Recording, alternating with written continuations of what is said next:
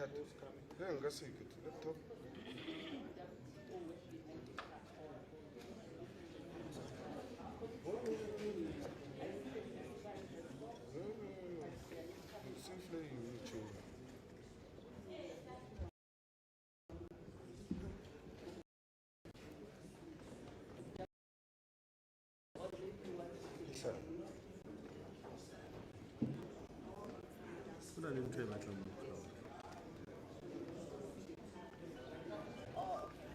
It seems like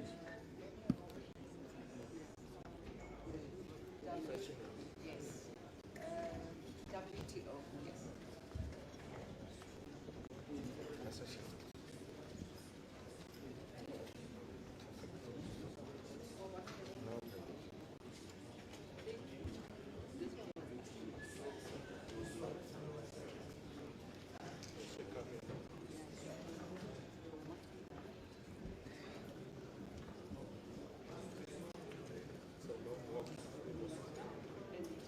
And here's Mandela. It's a long walk to freedom. Your Excellency, you're welcome.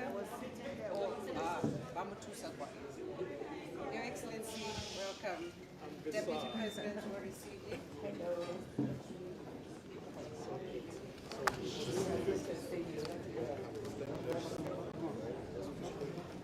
Well done. Thank you.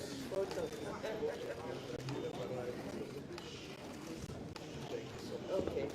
All right. Very good. Hi. How are you? I will start here and go out. Why not? People will be doing it.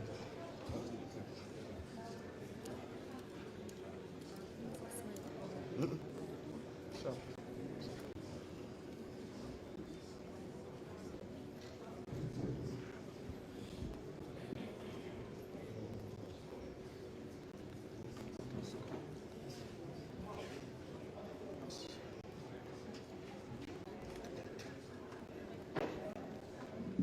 Rasali safe. Ka change ne?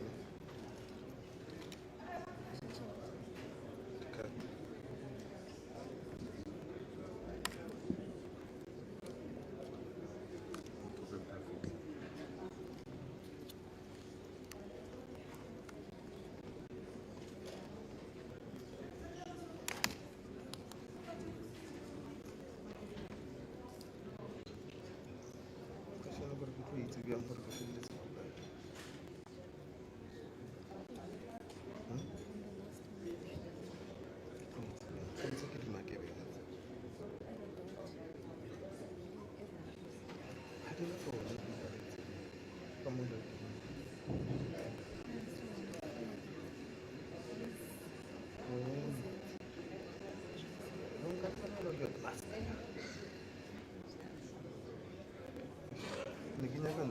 for this thing. That's the fix. Because maybe you're going to remove the card and I think it's a one salad.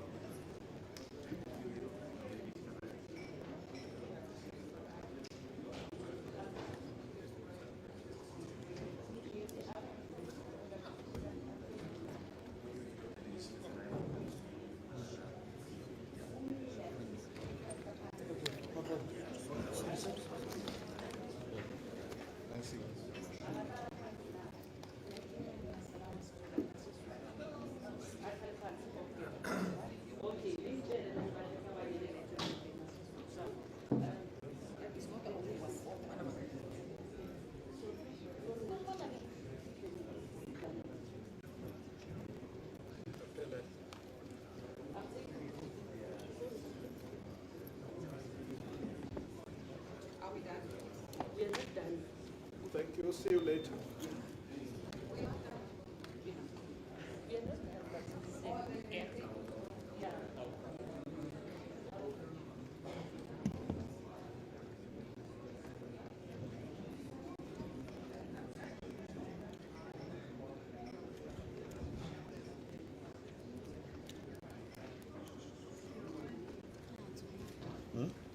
No, I don't know.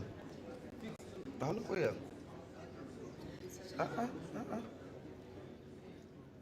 You?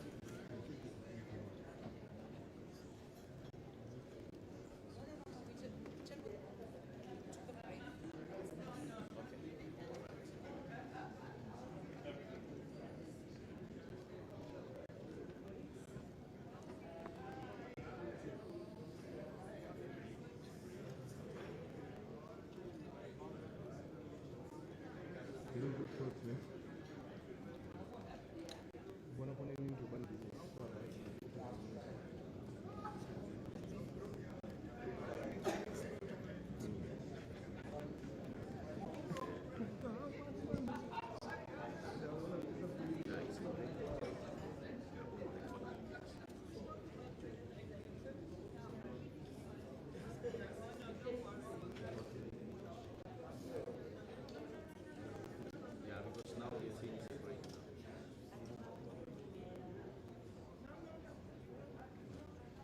Yes.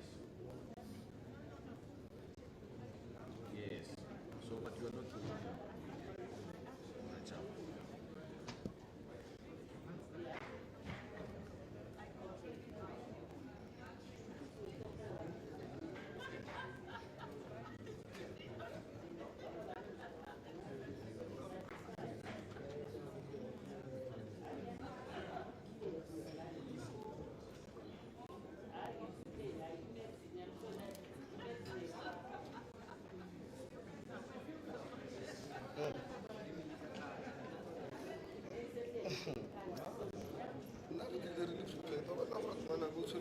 Make muffin.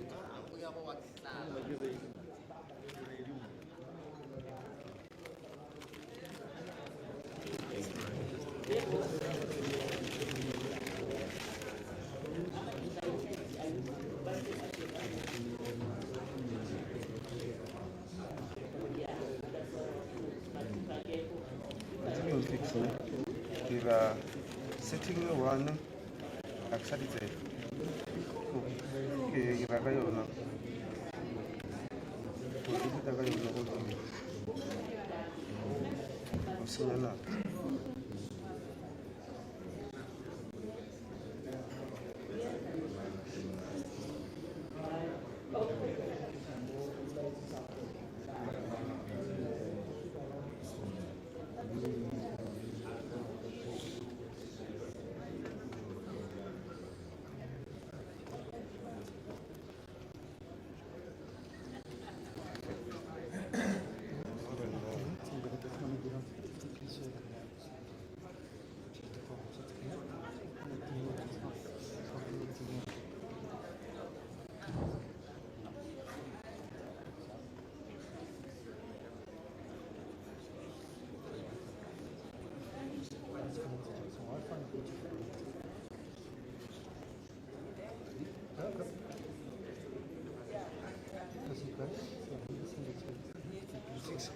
the pictures could you forward the logo OTP or Tadir or not forward.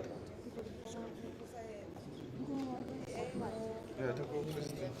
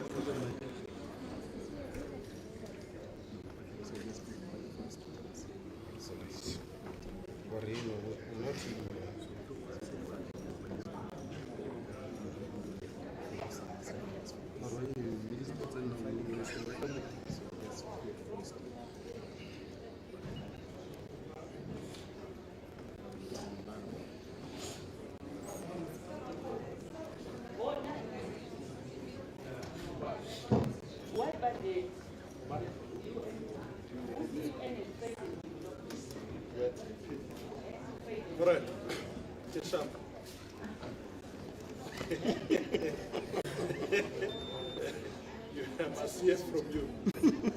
Correct spot. Yes, DP. Okay. Thank you so much, sir. Thank you.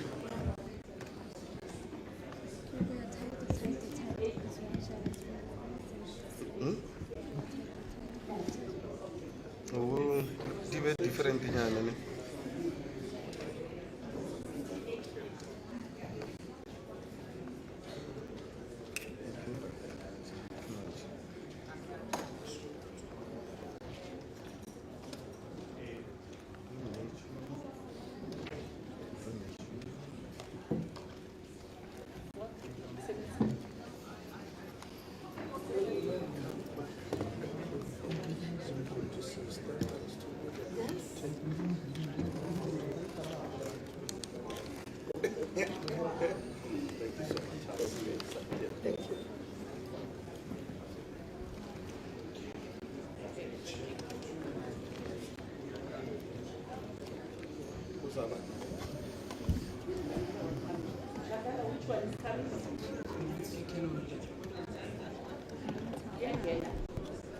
Which kind?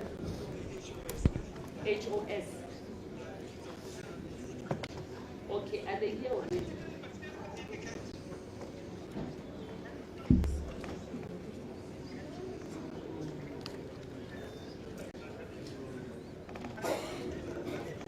Namibia. Okay, all right.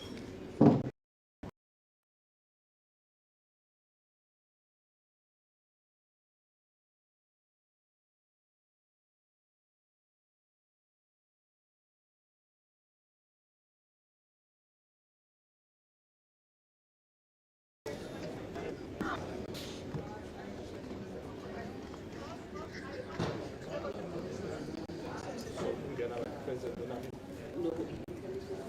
After it.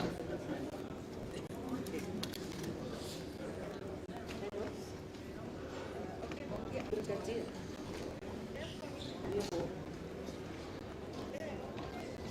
I said that. What's this? Look at it.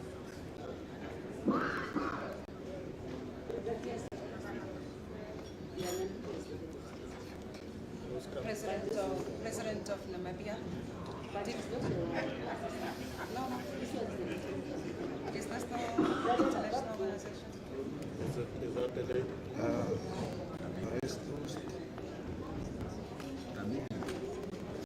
Yes.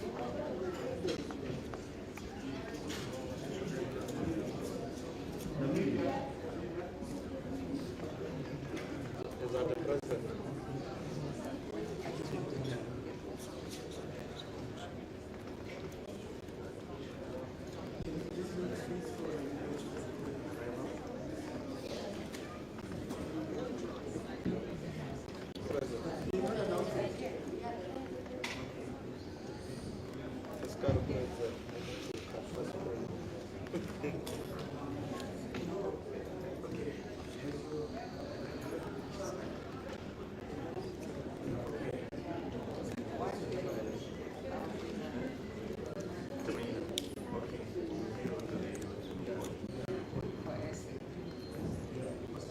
You want to be part of that law?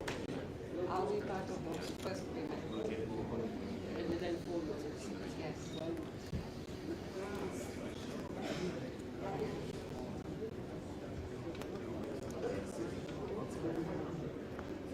Is she coming? Yeah, I was taking that. Still in the car?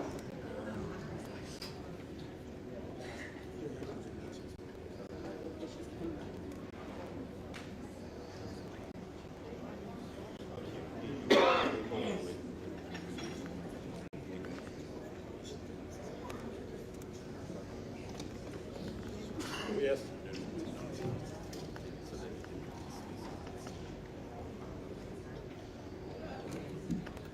So President Mafiga, Yes. Jonegeza, but the other heads of state will also after him. Yes.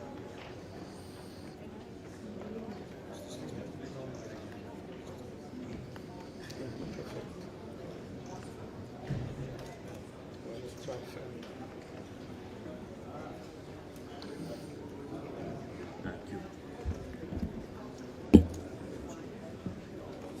morning, Your Excellency. Good morning. Deputy President will receive you, Your Excellency. Okay. Yes. So good to see you.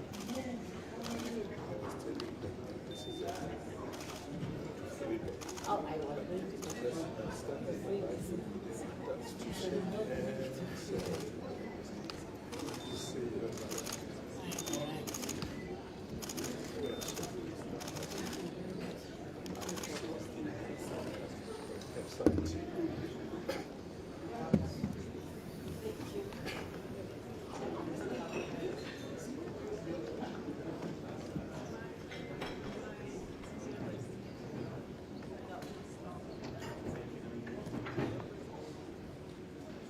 There's no problem here.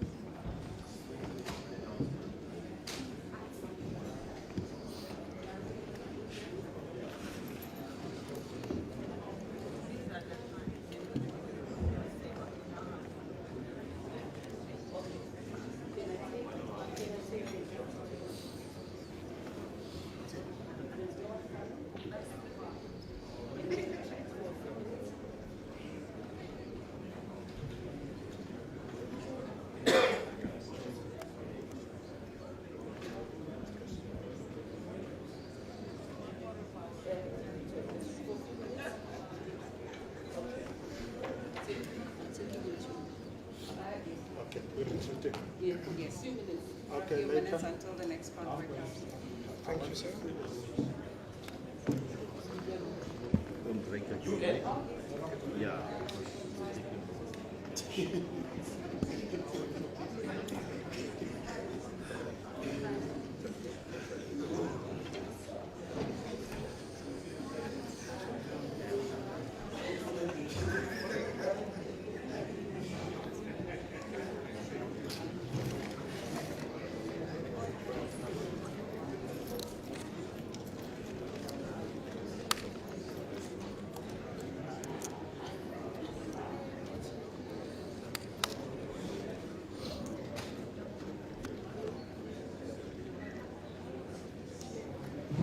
I must swap my cards, please.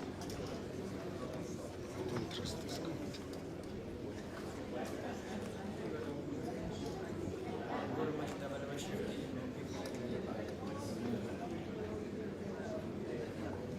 Mampus, na right forward, you can.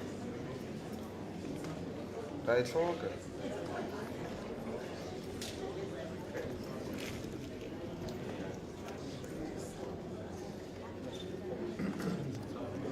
Hawa not sama.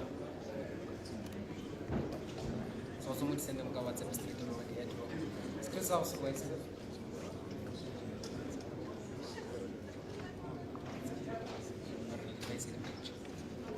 Yeah. Yes, sir.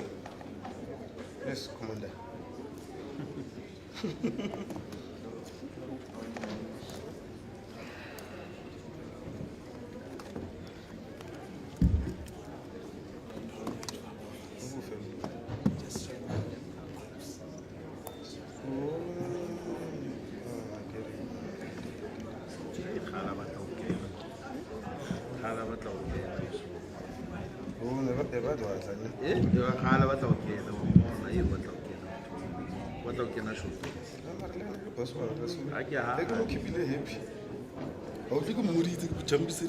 Now you have your shot.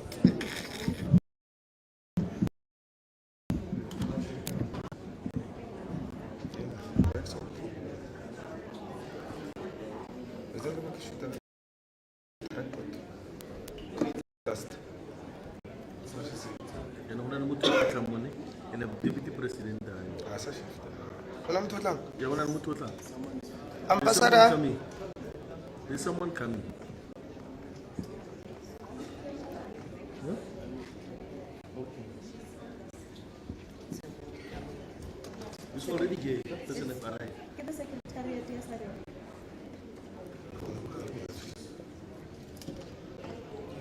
Divana.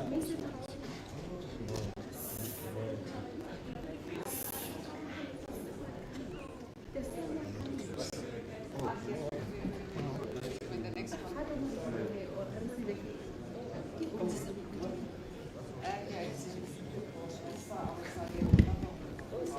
Secretary General. Nna ke tsere ga ona media password ya Wi-Fi. Oh, ko sente Yeah. Khona o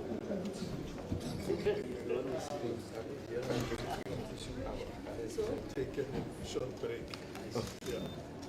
Relaxing. Guys, you must report later. Yeah, this report.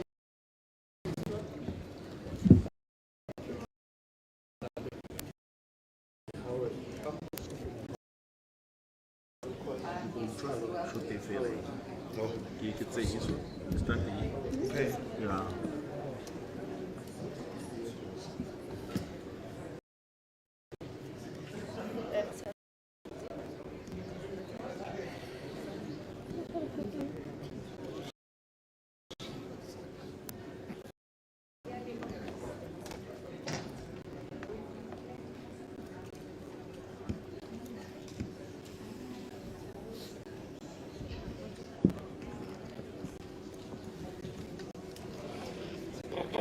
Derek, Chair, can we try this? Maybe the Deputy President will come in, then I will start here and then go to him, and then he.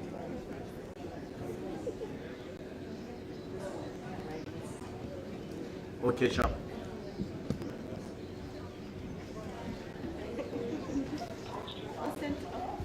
Fix.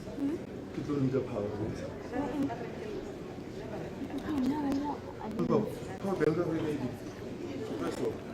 I am. Oh, laptop. Your charge. We will charge. You will be a fellow Steve. Hey, Maragina USB to sit there. But I'm not power. I could extension and probably in there. Are the convoys coming? Just check with CBS.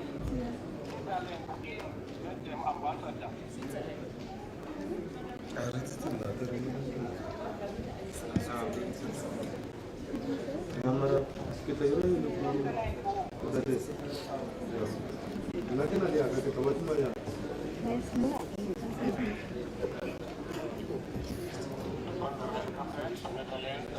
Netherlands.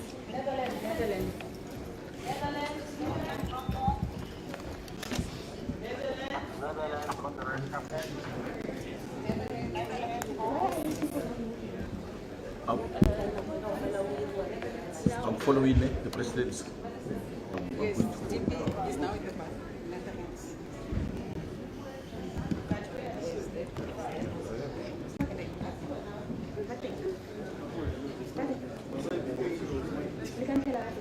Your best smile. And it was your birthday yesterday, so Minister, you still have the best smile. Your Excellency, welcome. Minister Lamula will receive you.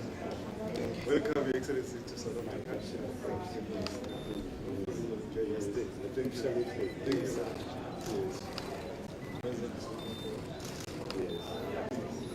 Thank you.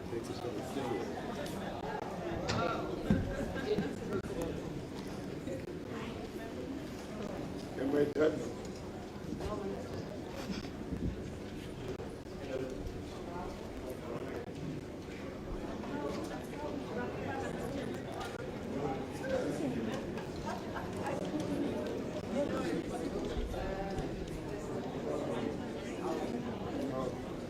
Someone coming up.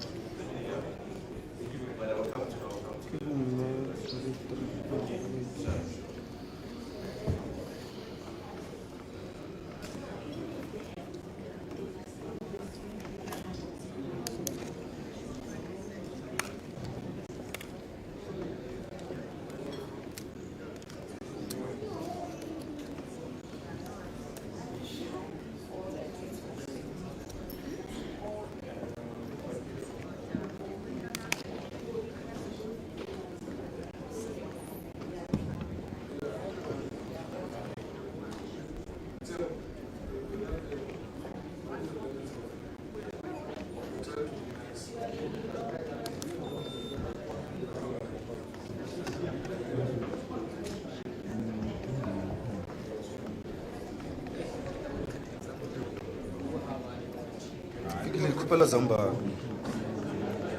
Kupela Zamba. Kamfa lipstick. Lipstick or Zamba?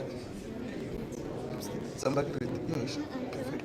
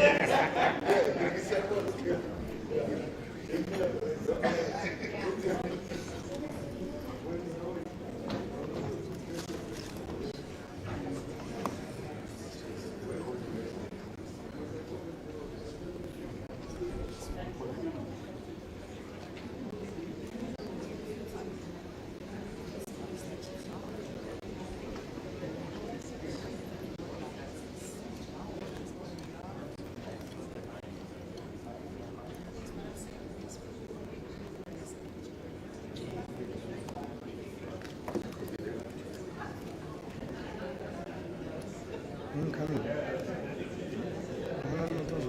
Take it one.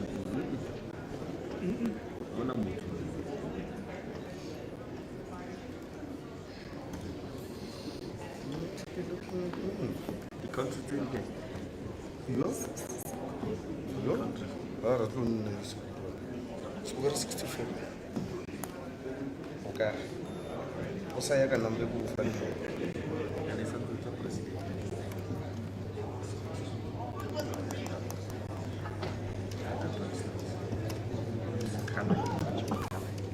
Le outfit ya.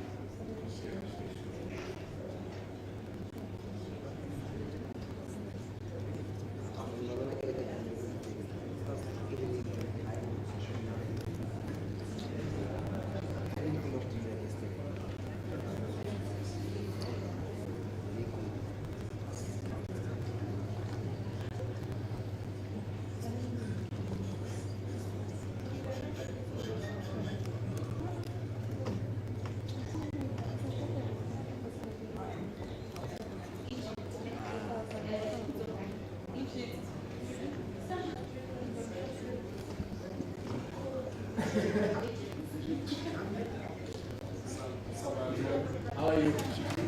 Yeah.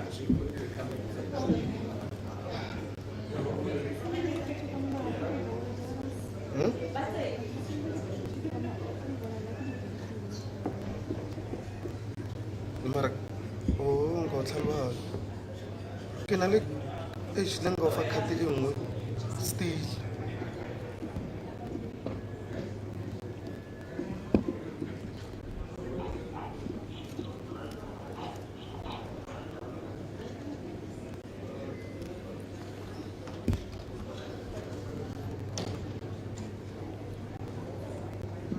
I think it's Egypt.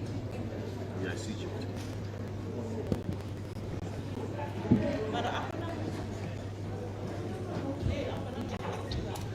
No, what did it?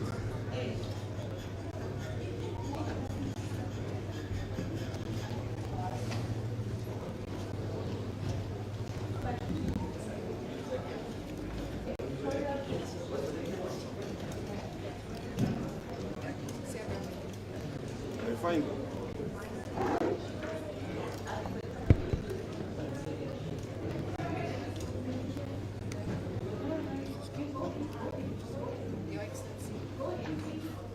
Welcome to South Africa.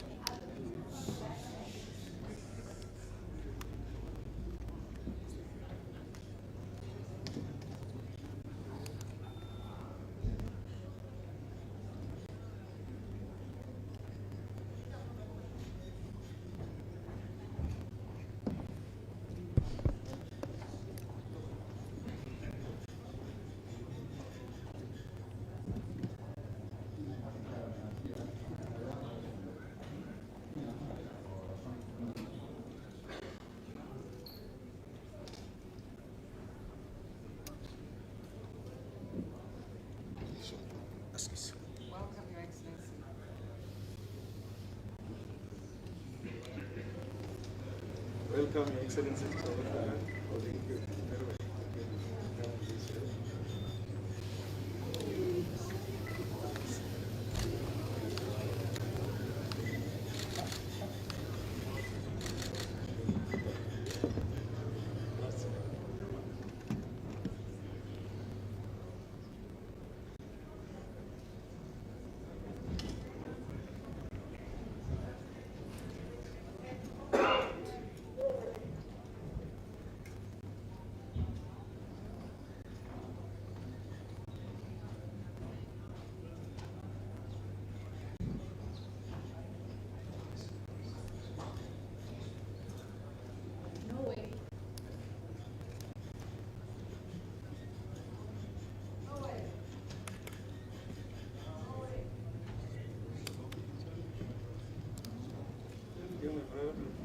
Welcome to South Africa. Hope you slept well.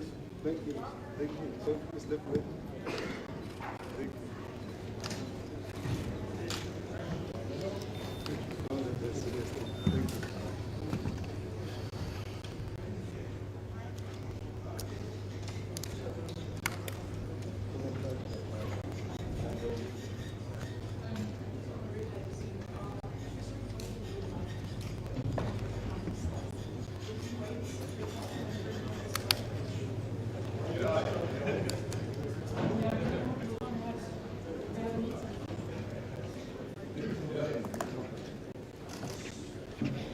Good morning. Welcome to South Africa, Your Excellency. Thank you.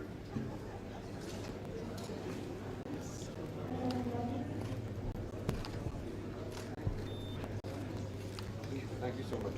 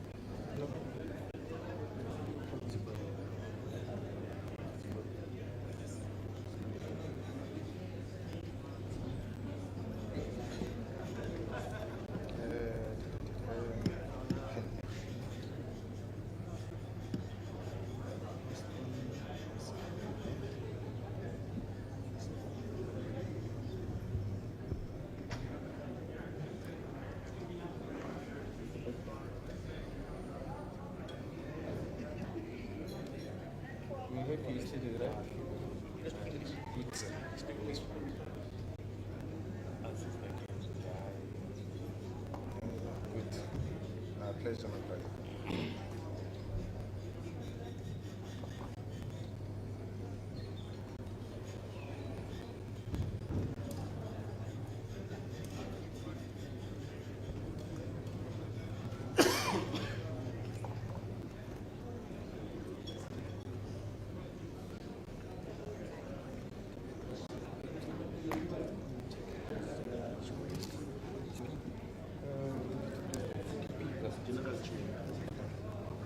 How far is media center? Oh, right. Okay. You need that? Then we'll go.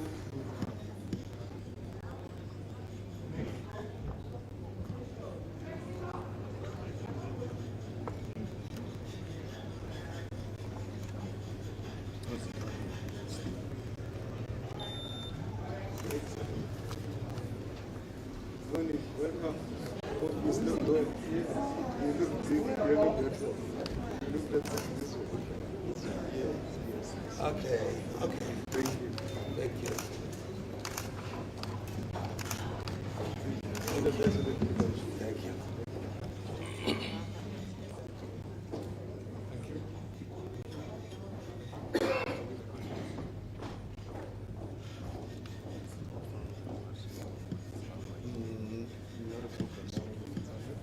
Welcome to South Africa. Thank you. Thank you for coming. Sí.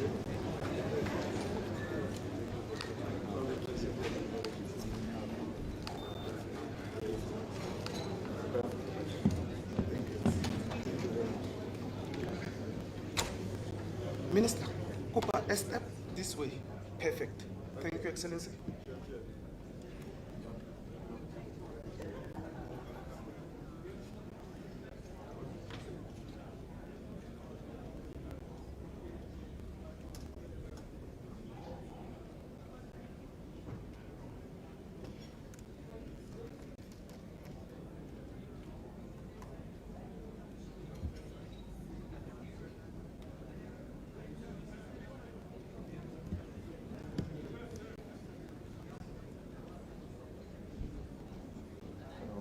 Thank you, Your Excellency.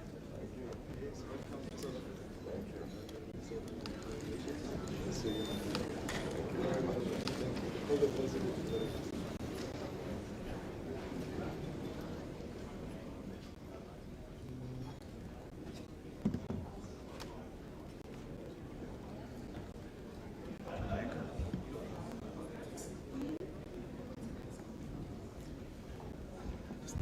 Just slightly this way. Perfect.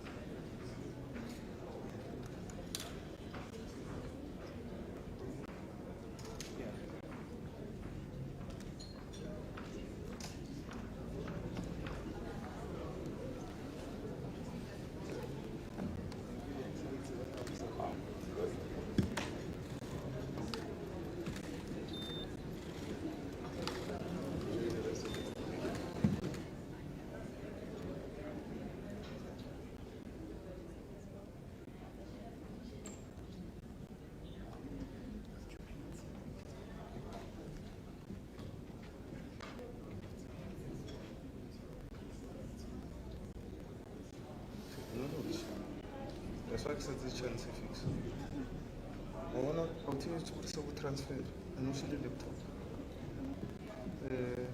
One of the pool photographers. That's why I said it's a laptop is there.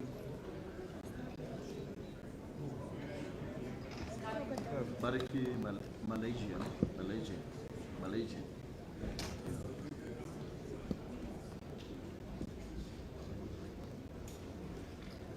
Yebo.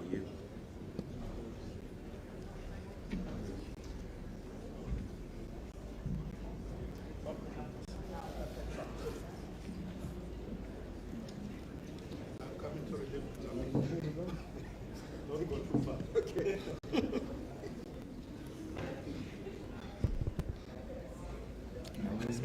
Hello, my people are back. Your Excellency.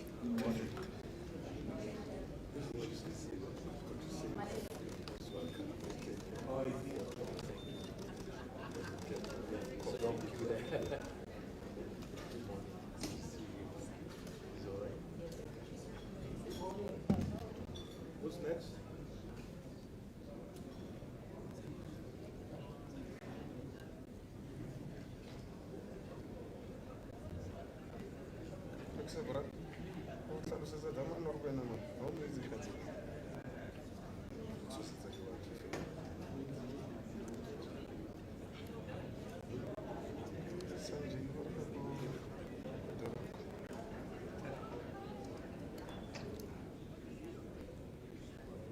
The enforcer.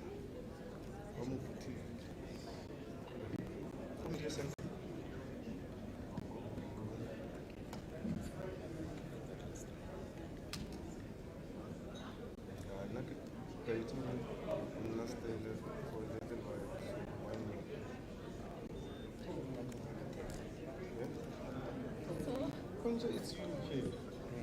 That's why I'm using my Mara. Roger, lava to space. Kenya go edit. Train is moving slow.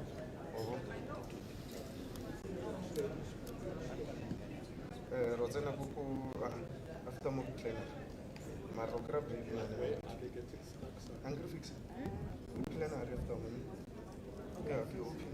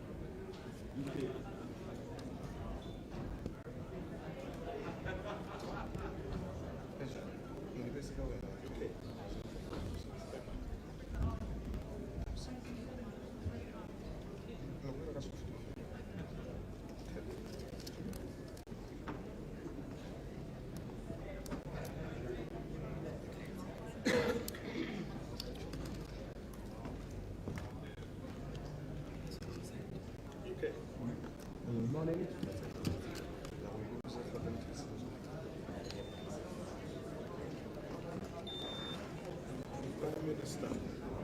So just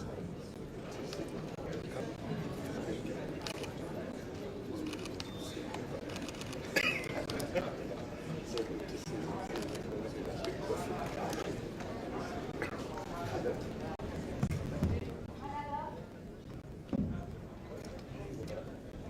I know you will have it.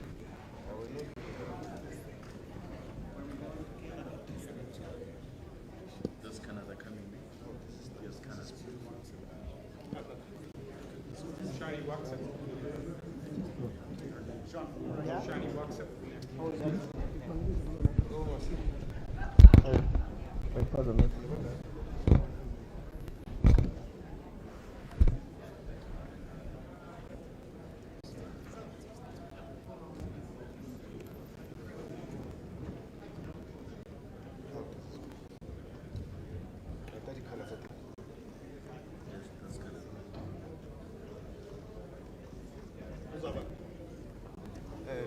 Canada. Canada. Canada. Yeah? I should have come where you go.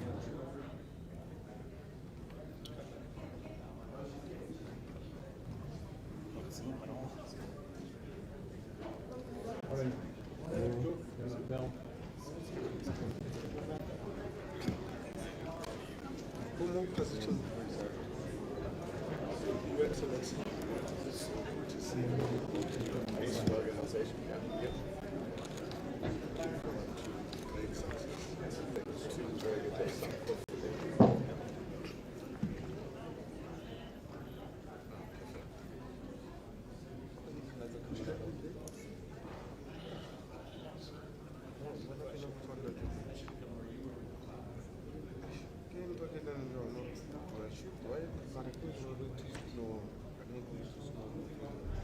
Russia. That's Russia. Russia.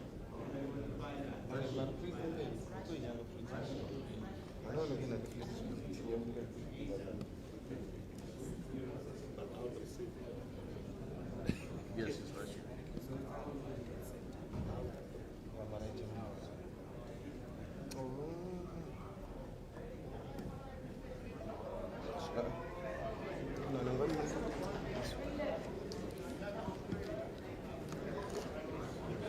Most welcome. Come to my right. Most welcome.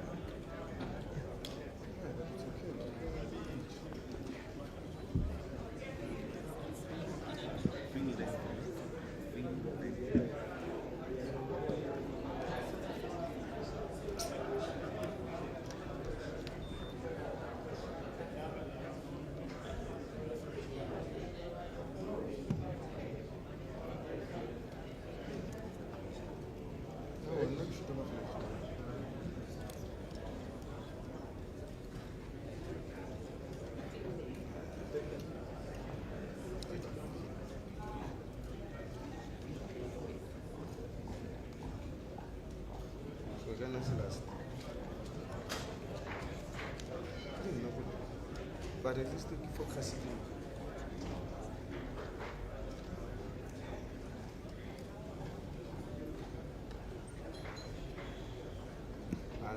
Why do you have it? I know what.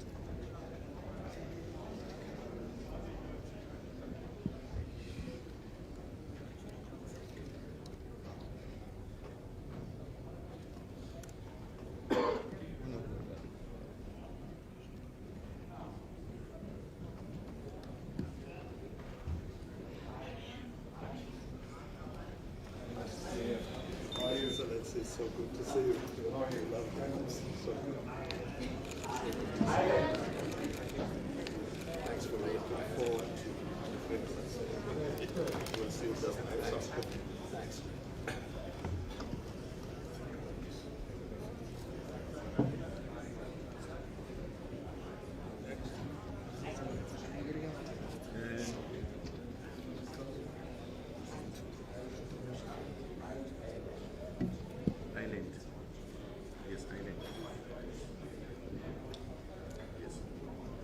Ireland. Yeah, that one. Your Excellency.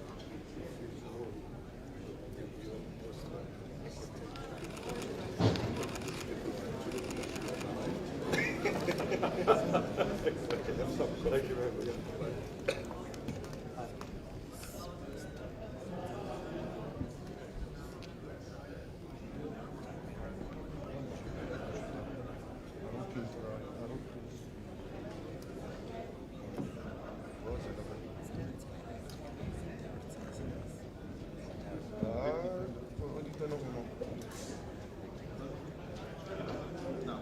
Yes, now. Yeah, yes, now.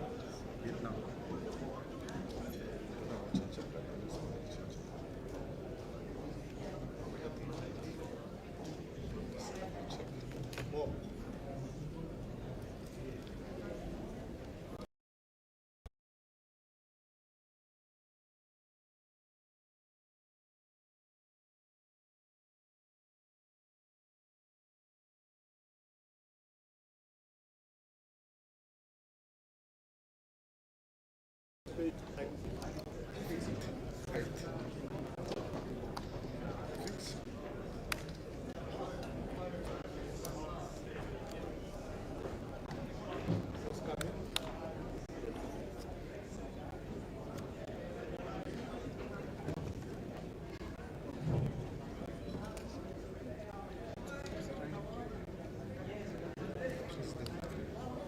Prime Minister, so good to see you again.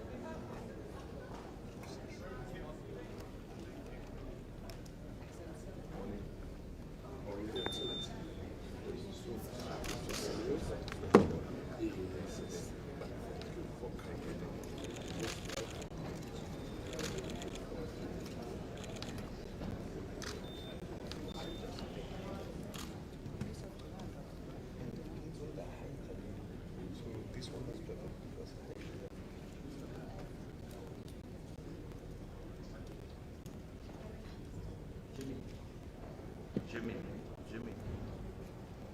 Yeah.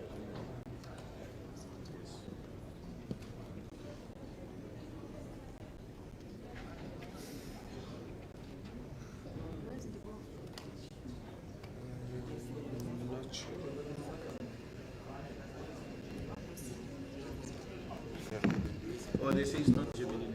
It's not Gemini. Mr. Chasing. Yeah, they're changing. Mr. President, Yes, they're changing. They're changing now.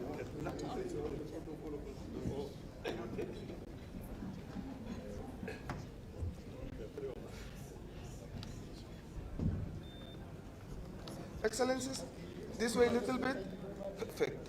Minister, this way just a bit. Perfect. Thank you so much. Thank you. Thank you.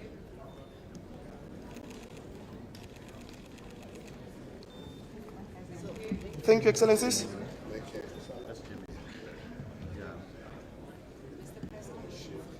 He's here.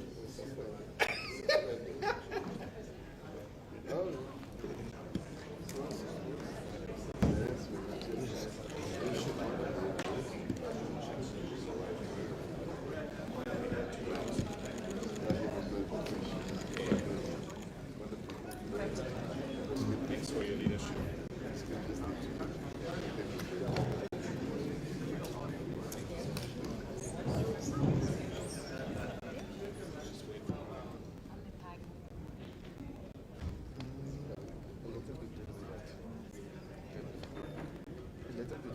Under the 20. Under the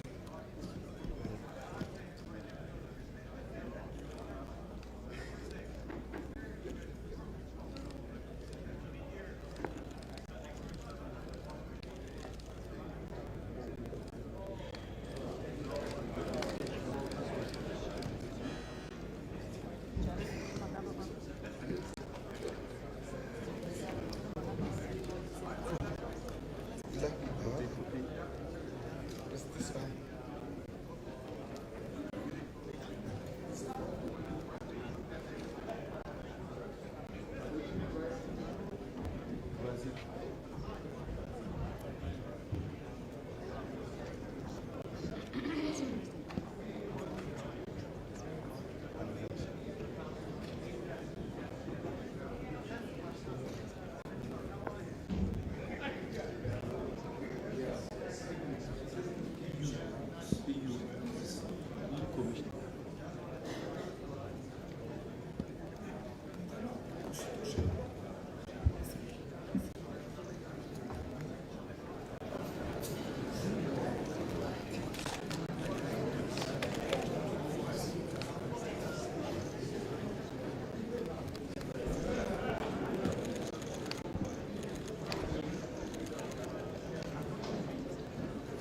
Thank you.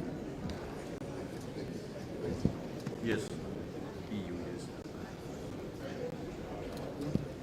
Let me find out.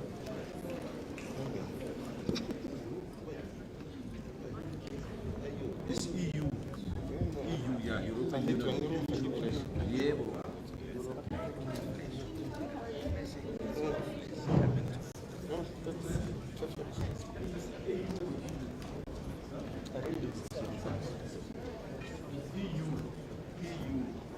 yes, it's European Union.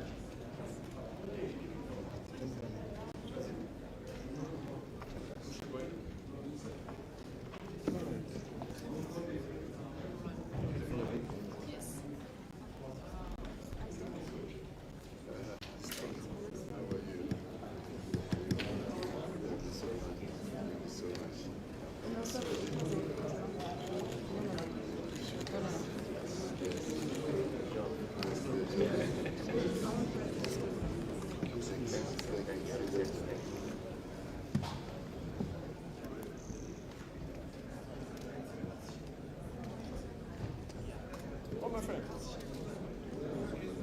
No. No, no, President.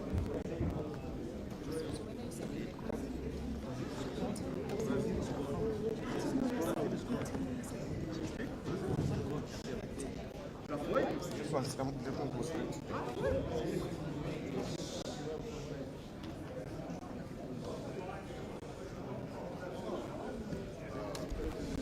are you?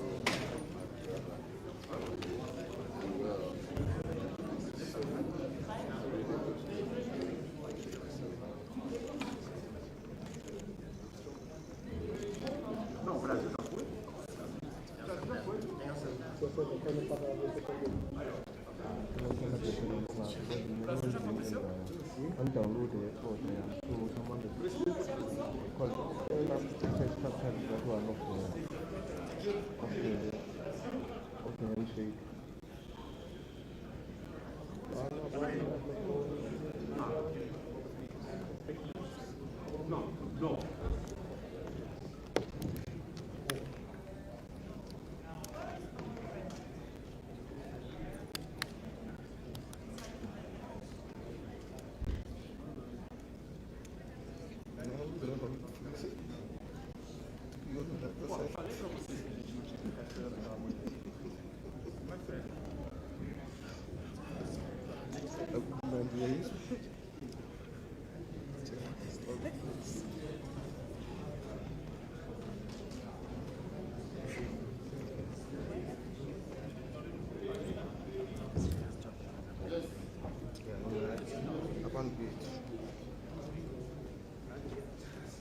Yeah, yeah.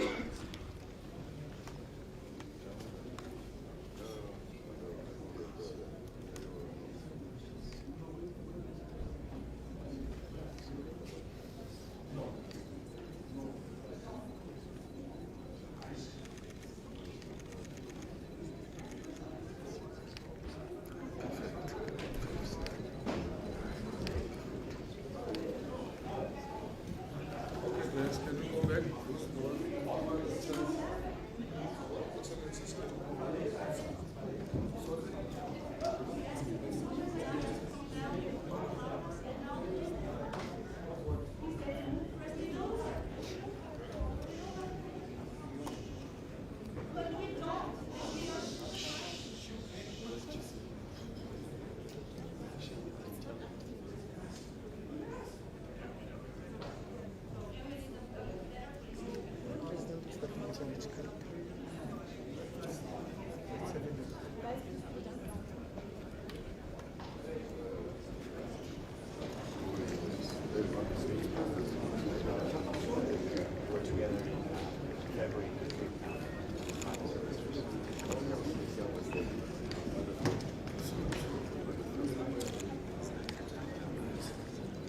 No, the problem is now it's not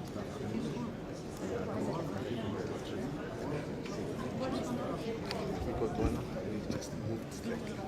So I stole it. Just like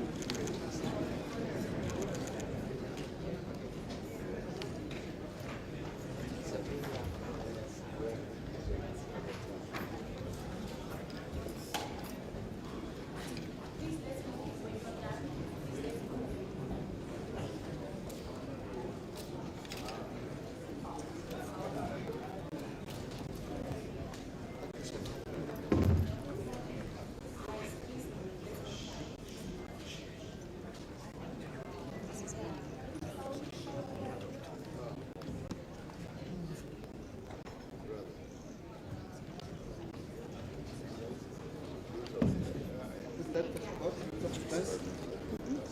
Mr. President, the flower. African Union president.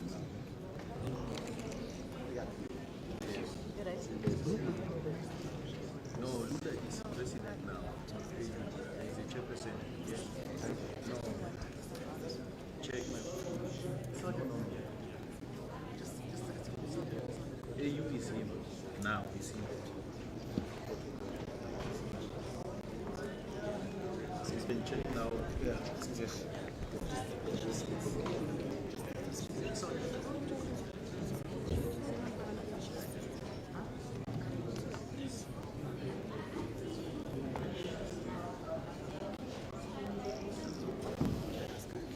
Sure.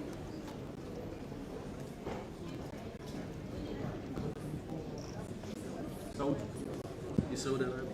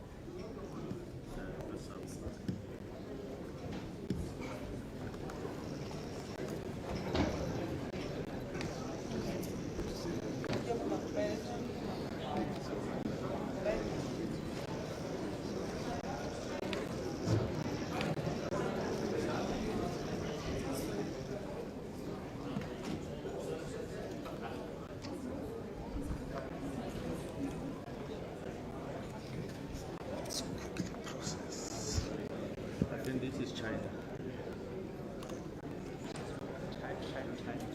Yeah, it's interesting. 他们都在这儿。一个是 can I have for the bear? No, you can't take a photo.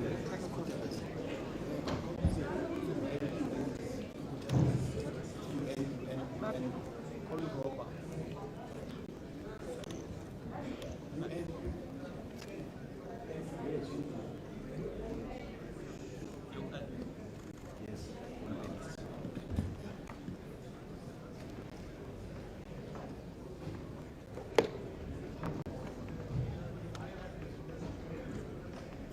Actually, that could be airdropping to you. No, please don't. Please don't. I will take this stuff. Okay, I'm sending now to you.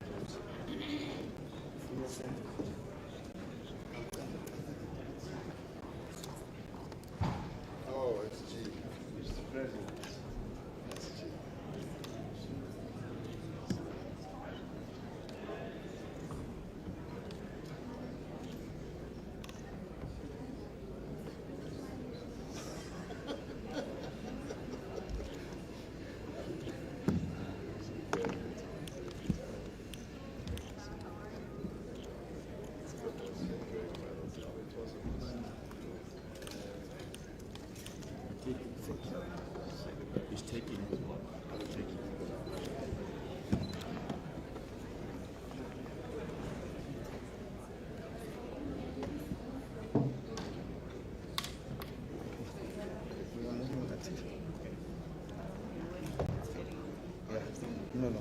Now, I just needed to get the first one out. Yeah, that's it.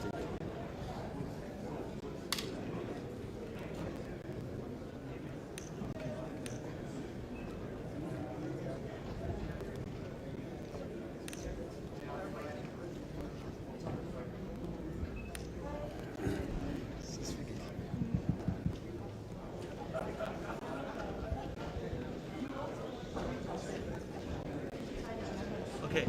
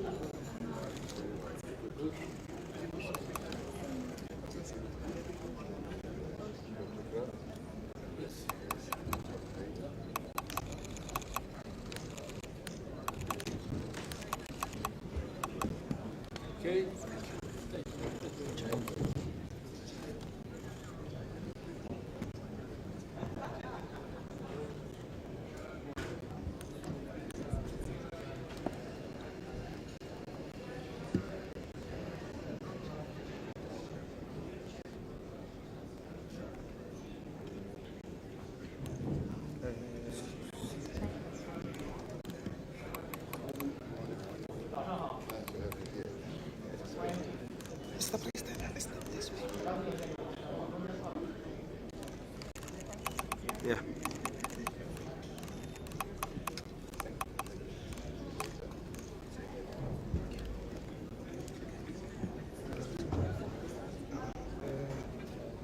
Get the one that I have.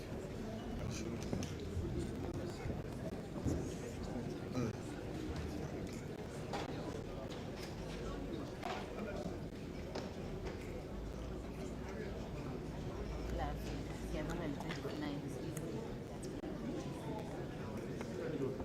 Sierra Leone. Sierra Leone. Yeah.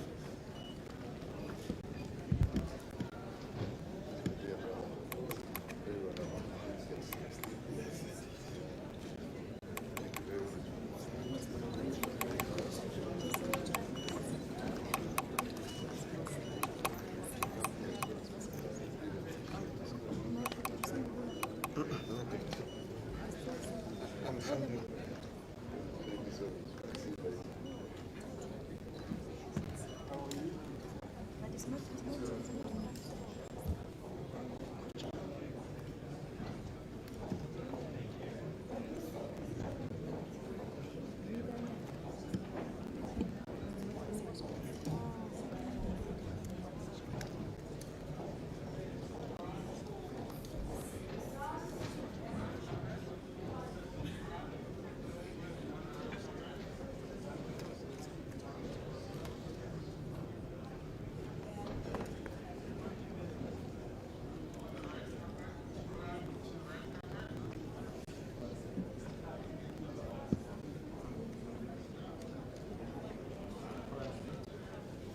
Your friends.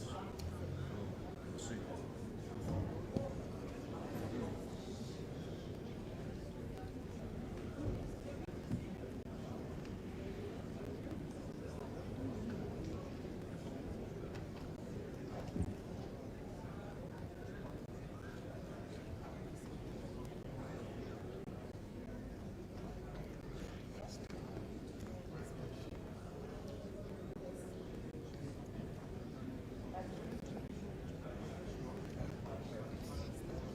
Something is popping in the phone.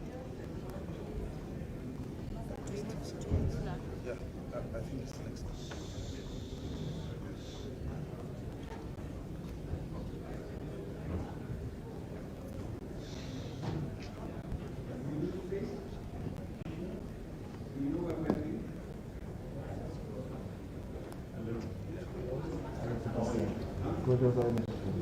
Thank you. Take care.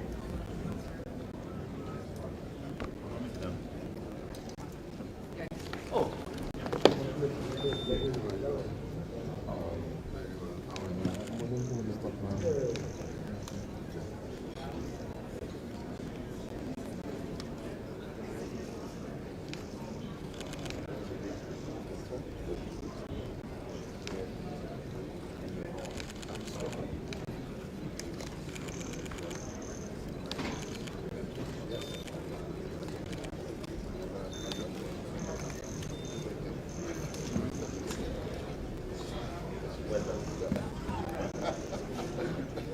Well done.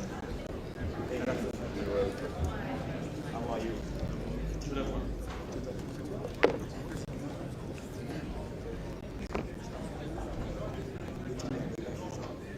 European Union.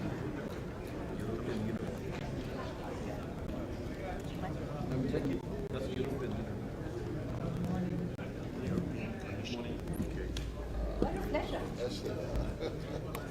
How are you? You wonderful, as always. As always. What a pleasure. You want to be secretary? Secretary? Yes. Let's be.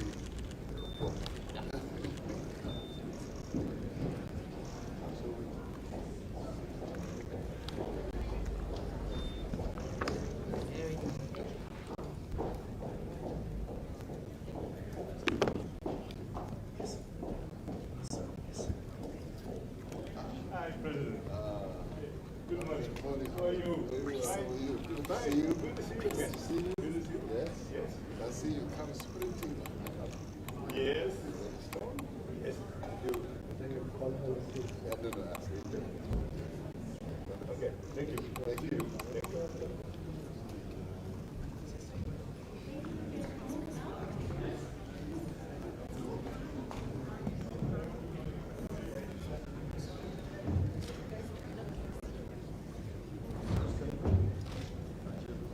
Algeria. Algeria. Yes. Yes, Algeria. Algeria, yes. Yes.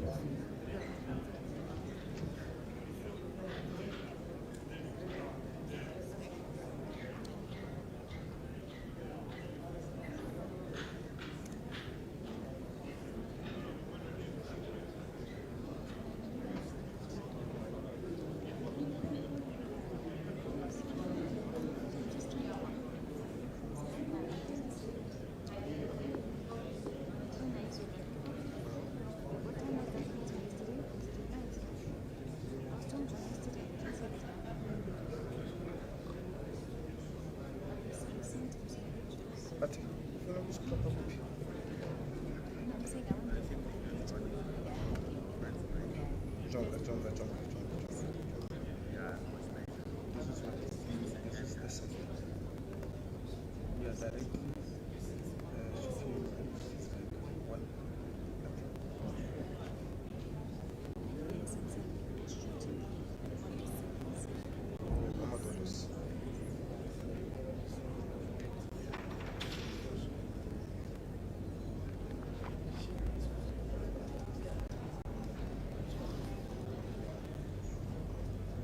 Yeah, it's Nigeria.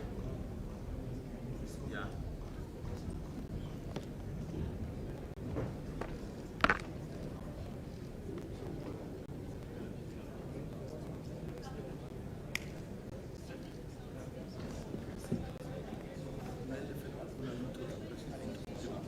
Nigeria is coming.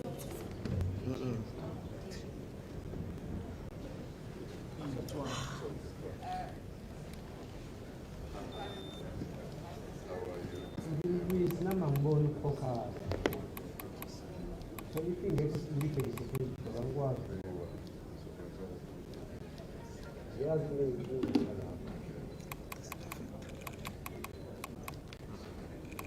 ngiyezwa asishiki ngiyakukhumbuza ukuthi zamela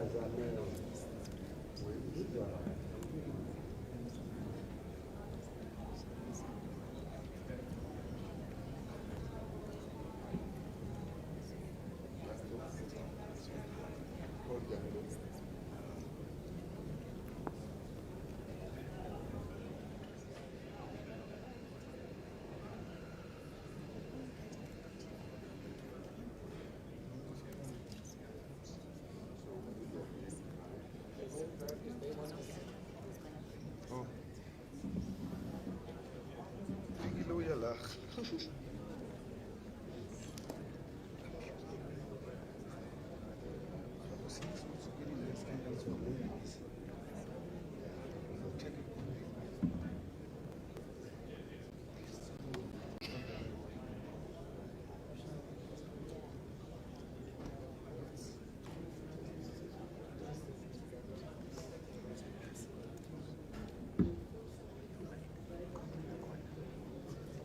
No.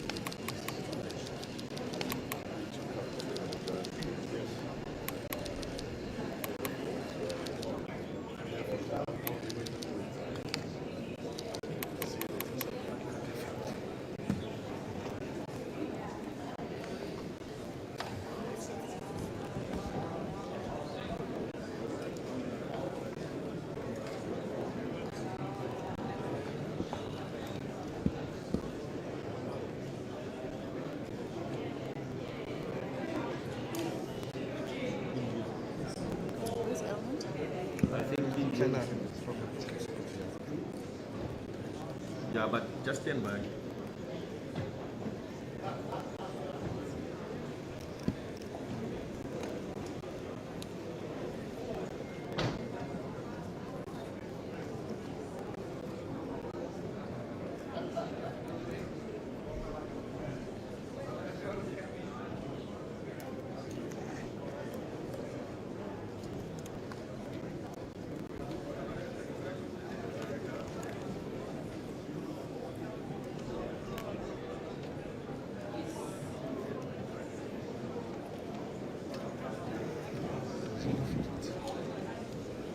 But can I drop them to?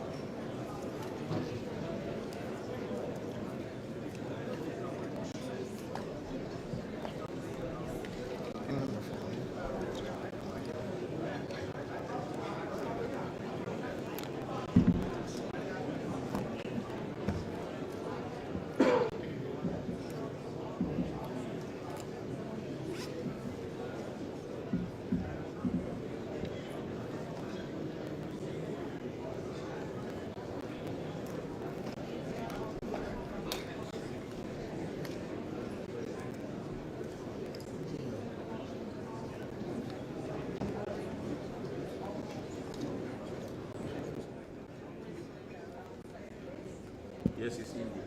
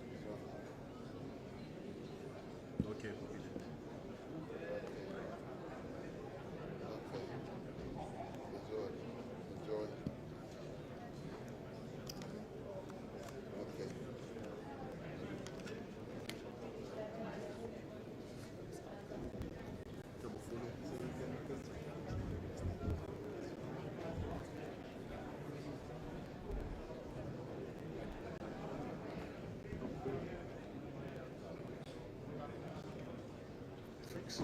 That I never Just want to ask if we are done to make sure. Because it seems like we are done. Thank God. More will be coming, but they're not going to be received by Vice President.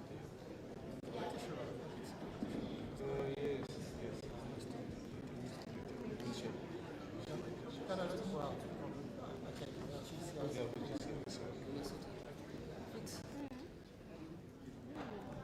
Guys, so we're moving on. Plenary. No, we're not plenary. Arvai.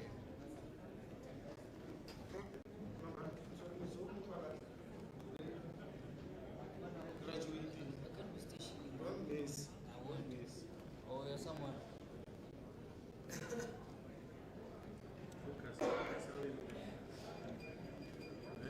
I did photograph. You zoom, you focus, you zoom. My focus is here. So if I'm on my new one, my focus is here. But if I'm going to,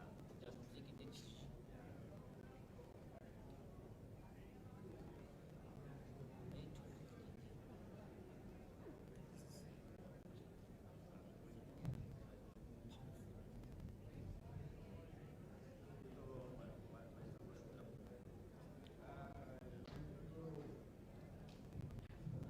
it and No share, no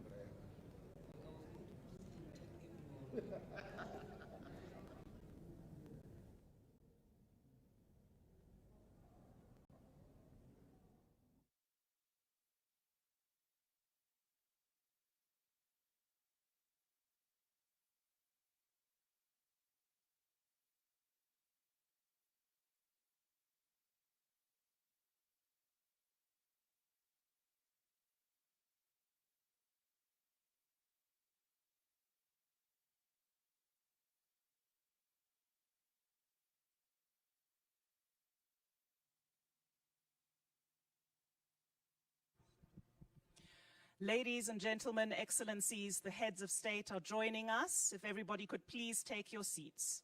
Excellences, messieurs, dames, les chefs d'État et de gouvernement nous rejoignent. S'il vous plaît, prenez vos sièges.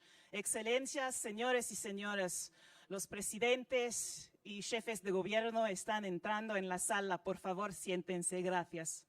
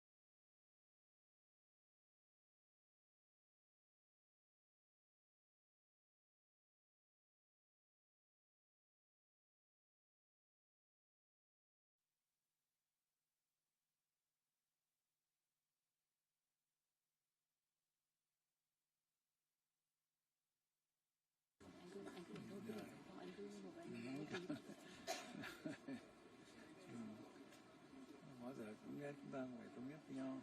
Rất là cảm ơn tất cả các vị đại biểu đã có cái trao đổi, có cái hợp tác và trên cơ sở đó chúng ta cùng làm, cùng bàn, cùng hưởng, cùng đoàn kết thống nhất trong cái bối cảnh như này. Rất là cảm ơn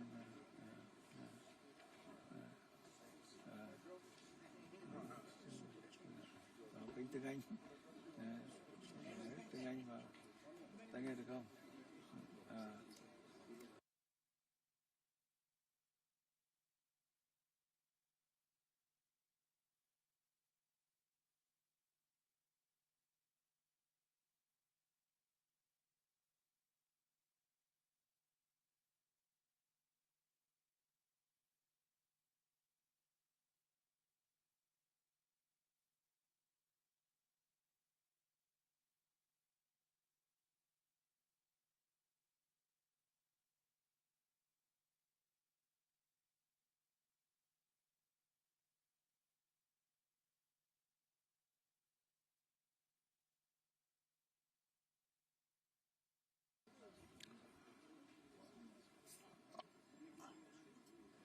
Good morning, Your Excellency, Heads of State and Government,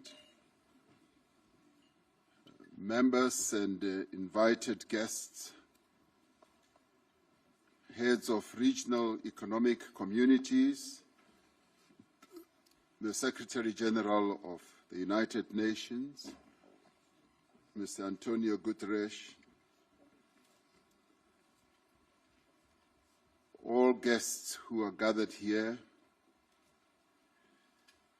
It is an honor and a privilege to welcome you as South Africa to this very first G20 Leaders Summit to be held on African soil. We gather here at the cradle of humanity in Africa to affirm our common humanity. We gather here to affirm the value of partnership and cooperation to finding common solutions to shared problems. Shortly before the dawn of democracy in South Africa, the father of our democracy, Nelson Mandela, said, "The time has come for South Africa to take up its rightful and responsible place in the community of nations." Today, as we open this G20 Leader Summit, South Africa is deeply aware of the profound responsibility that membership of the community of nations places upon us. We also understand the responsibility of being entrusted with the presidency of the G20. In the execution of its task as president of the G20, South Africa has, throughout the past year, through its stewardship of some 130 meetings in various parts of South Africa, in other countries on the African continent, and beyond our shores, including at the United Nations, we have sought to undertake this task with care, with dignity, and with diligence. We have sought at all times to preserve the integrity and the stature of the G20, a premier forum of international economic cooperation. From its initial focus on broad macroeconomic issues, the G20 is now engaged on matters such as trade, sustainable development, health, education, science and technology, agriculture, energy, the environment, climate change, and many others. It has therefore broadened its scope as the challenges of the peoples of the world requires that they should be addressed. As the G20 countries, we understand that progress on each and all of these issues is a necessary condition for strong, sustainable, balanced, and inclusive growth. In pursuit of and in conformity with the founding mission of the G20, South Africa adopted the theme Solidarity, Equality, and Sustainability for its presidency in 2025. Through solidarity, we can create an inclusive future that advances the interests of people around the world who are at the greatest risk of being left behind. This is important in an interconnected world where the challenge faced by one nation affects all other nations. By promoting equality, we strive to ensure fair treatment and equal opportunities for the individuals and nations of the world. The disparities in wealth and development within and between nations is not only unjust and unsustainable, it is also one of the greatest impediments to sustainable development. It is essential that we break down divisions of economic status, of gender, of race, and geography. Sustainability involves meeting the needs of the present without compromising the ability of future generations to meet their own needs. As a founding member of the G20, South Africa has sought to ensure that the development priorities of the Global South and the African continent find expression firmly and permanently on the agenda of the G20. This is important not only for the people of Africa and the Global South. It is vital for global stability and security, alleviating resource pressures, managing population movements, and reducing the risk of conflict. We seek stability because it attracts investment, it improves planning and reduces the risk of global economic shocks. And we prioritize inclusive and vibrant markets because they are able to drive innovation and efficiency. Thriving economies lift people out of poverty. They encourage greater investment and trade, and they generate the revenue needed to invest in public goods.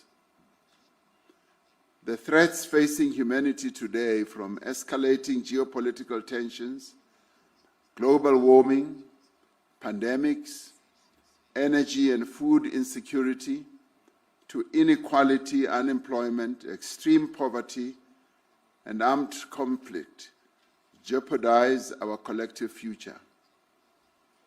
It is therefore essential that we make greater and faster progress towards the achievement of the United Nations Sustainable Development Goals by 2030.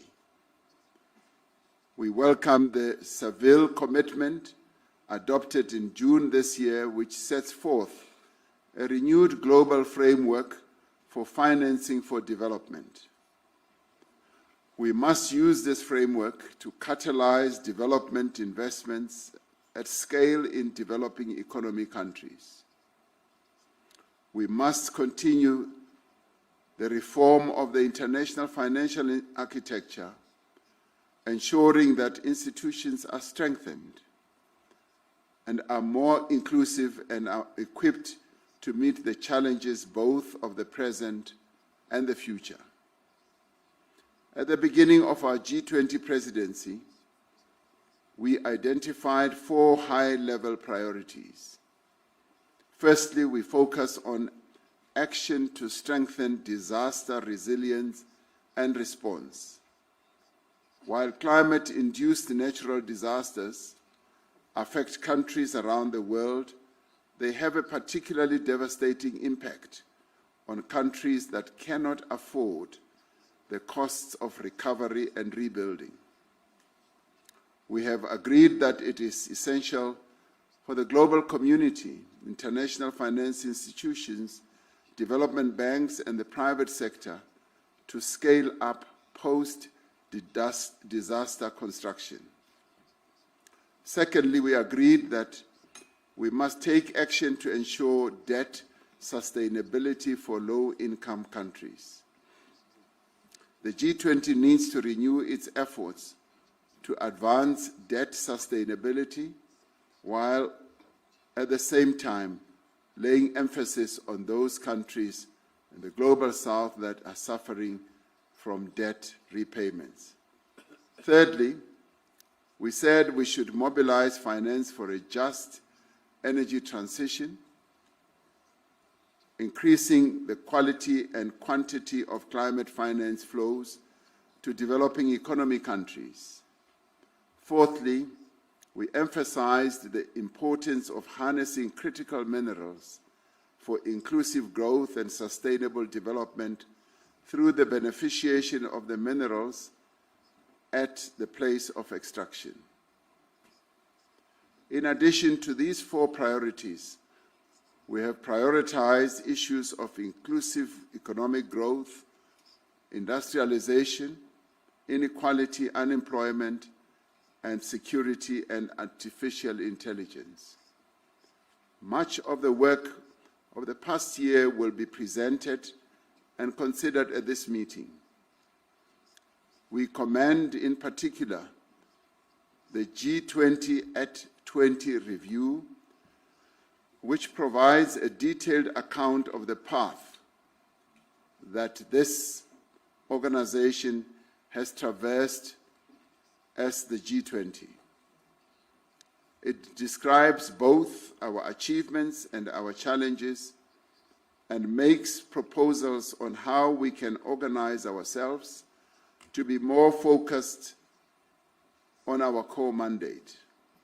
We welcome the work of the G20 Africa Expert Panel, which was led by South Africa's former Minister of Finance, Mr. Trevor Manuel.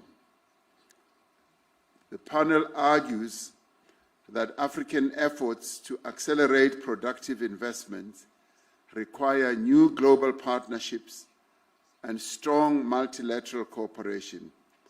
It calls on the G20 to support this effort by building a global policy framework that unlocks long-term finance and lower costs and investment at scale. We are also grateful for the work of the G20 Extraordinary Committee of Independent Experts on Global Inequality that was led by Professor Joseph Stiglitz, a Nobel laureate. The recommendations of the Extraordinary Committee provide a solid platform on which to launch a renewed global effort to tackle inequality. As this is the first G20 Leaders Summit to be held in Africa, it carries the hopes and must reflect the aspirations of the people of this continent and of the world. We should not allow anything to diminish the value, the stature, and the impact of the first African G20 presidency. This G20 Leaders Summit has a responsibility not to allow the integrity and the credibility of the G20 to be weakened. In fact, from this summit, we should have a sense that the G20 has been strengthened. We thank all delegations that have worked together with us in good faith to produce a worthy G20 outcome document for this historic leaders' meeting. The G20 underscores the value of the relevance of multilateralism. It recognizes that the challenges that we face can only be resolved through cooperation, collaboration, and partnership. The adoption of the declaration from the summit sends an important signal to the world that multilateralism can and does deliver. It sends a message of hope and solidarity across the world. It tells the world that as the leaders of the G20, we will keep fast to our solemn pledge to leave no person, no community, and no country behind. With those words, I therefore declare the G20 Leaders Summit open, and thank you.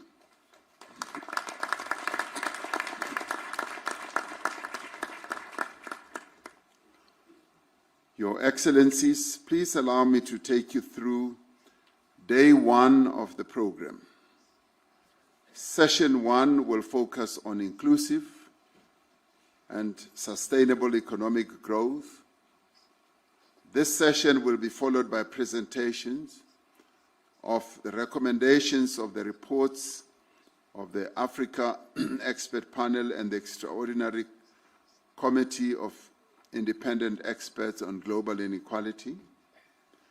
We will then have a working lunch, and this will be followed by a family photo.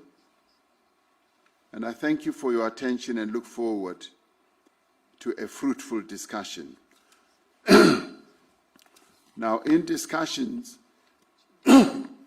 with a number of delegations here, there has been overwhelming consensus and agreement that one of the other tasks we should undertake right at the beginning is to execute the task that we have come here for principally, which is by overwhelming consensus to adopt our declaration. Now, I should precede this by remembering what a Roman philosopher called Pliny, the elder, once said.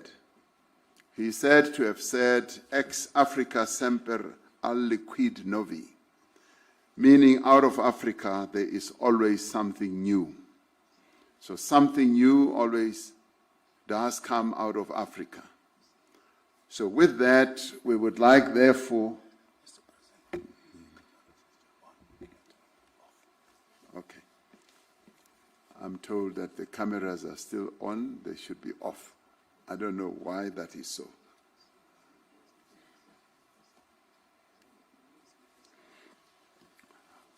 With that, we would like, therefore, with the consensus that has emerged through the work that has been done over the whole year and the 130 meetings that have been held where each sector has been able to reach agreement, would like, therefore, to put the proposed declaration as the G20 South Africa Summit Leaders Declaration, to put it forward for your adoption.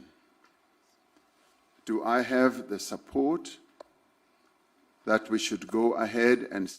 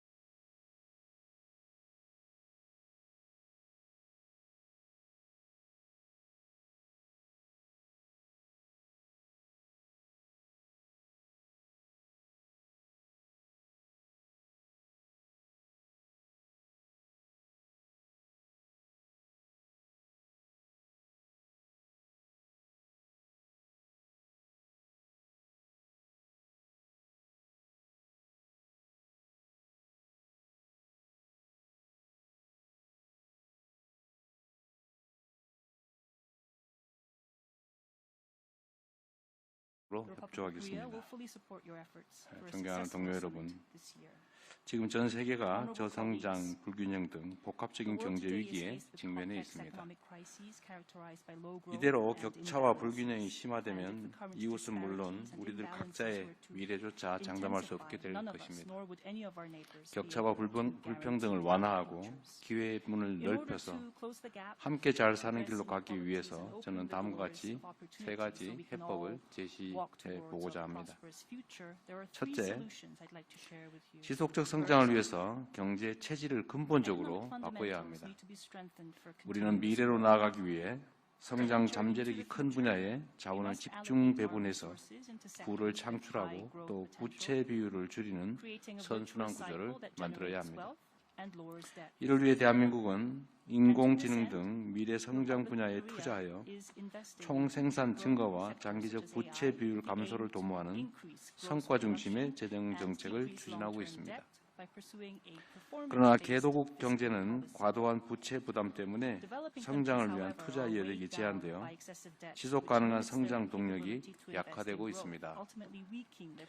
개도국들이 당면한 이 문제를 해결하기 위한 강화를 위한 노력을 멈추지 말아야 합니다. 앙골라 대통령께서 말씀하셨던 지적이 타당합니다. 우리 대한민국은 이를 위해서 아프리카 협력 프레임워크 이행 등 G20의 다양한 노력에 적극 동참할 계획입니다. 두 번째로, 성장 잠재력 제고를 위해서 예측 가능한 무역 투자 환경을 조성해야 합니다. 세계 무역기구의 기능 회복은 우리 모두의 이익에 부합합니다. 대한민국은 내년 아프리카에서 개최되는 WTO 강요회의의 성공을 위해서 적극 협력할 것입니다. 또한 대한민국이 선도해온 투자 원활화 협정이 내년 WTO 강요회의에서 공식 협정으로 채택될 수 있도록 노력하겠습니다. 세 번째로, 개도국 성장을 위해서 개발 협력의 효과를 더욱 강화해야 합니다. 우리 대한민국은 부산 글로벌 파트너십 포럼을 통해 개발 효과성 제고 방안을 지속 발전시켜 왔습니다. 대한민국이 다자개발은행 개혁 로드맵 평가 보고 체계 채택도 주도했던 만큼 앞으로도 다자개발은행 개혁 노력에 적극적으로 동참하겠습니다. 대한민국은 앞으로도 개도국에 더 많은 혜택이 돌아갈 수 있도록 회원국과 긴밀히 협력할 것입니다. 동료 여러분, 지금 우리는 지속 가능한 미래로 함께 나아가기 위해 연대해야 합니다. 대한민국은 G20 구성원의 일원으로서 책임과 역할을 다할 것입니다. 모두가 기회를 함께 누리는 포용 성장을 추구하여 소외되는 국가가 최소화될 수 있도록 최선을 다하겠습니다. 고맙습니다.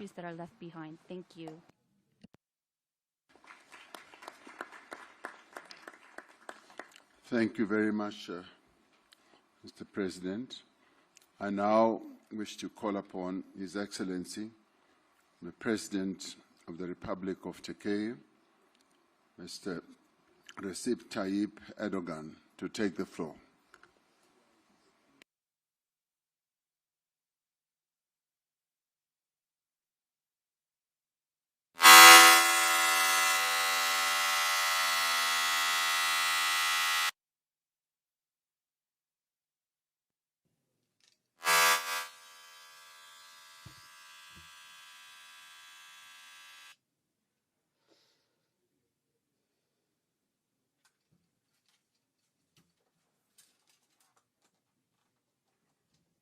Testing relay for English. Testing relay. Testing relay for English. Saygıdeğer devlet ve hükümet başkanları, Esteemed heads of state kıymetli delegeler, sizleri şahsım ve ülkem adına en kalbi duygularımla selamlıyorum. Gösterdikleri üstü kabul için Sayın Ramaphosa'ya şükranlarımı sunuyor. Zirvemizin sonuçlarının hayırlara vesile olmasını temenni ediyorum. Artan korumacılık, yüksek küresel borçluluk hızla yaşanan nüfus, rekabet baskısı ve jeopolitik gerilimler küresel büyüme görünümünü zayıflatıyor. Bu nedenle G20'nin sürdürülebilir kalkınmayı destekleyen ve kapsayıcılığı güçlendiren bir anlayışla işbirliğini daha da derinleştirmesi gerekiyor. 2030 sürdürülebilir kalkınma hedeflerinin esasını oluşturan kimseyi geride bırakmama taahhüdümüze rağmen bugün dünya genelinde her 10 kişiden biri hala aşırı yoksullukla mücadele ediyor. 2024 yılında %9 azalan toplam küresel kalkınma yardımlarının 2025'te %17'lere varan düşüşleri görmesi bekleniyor.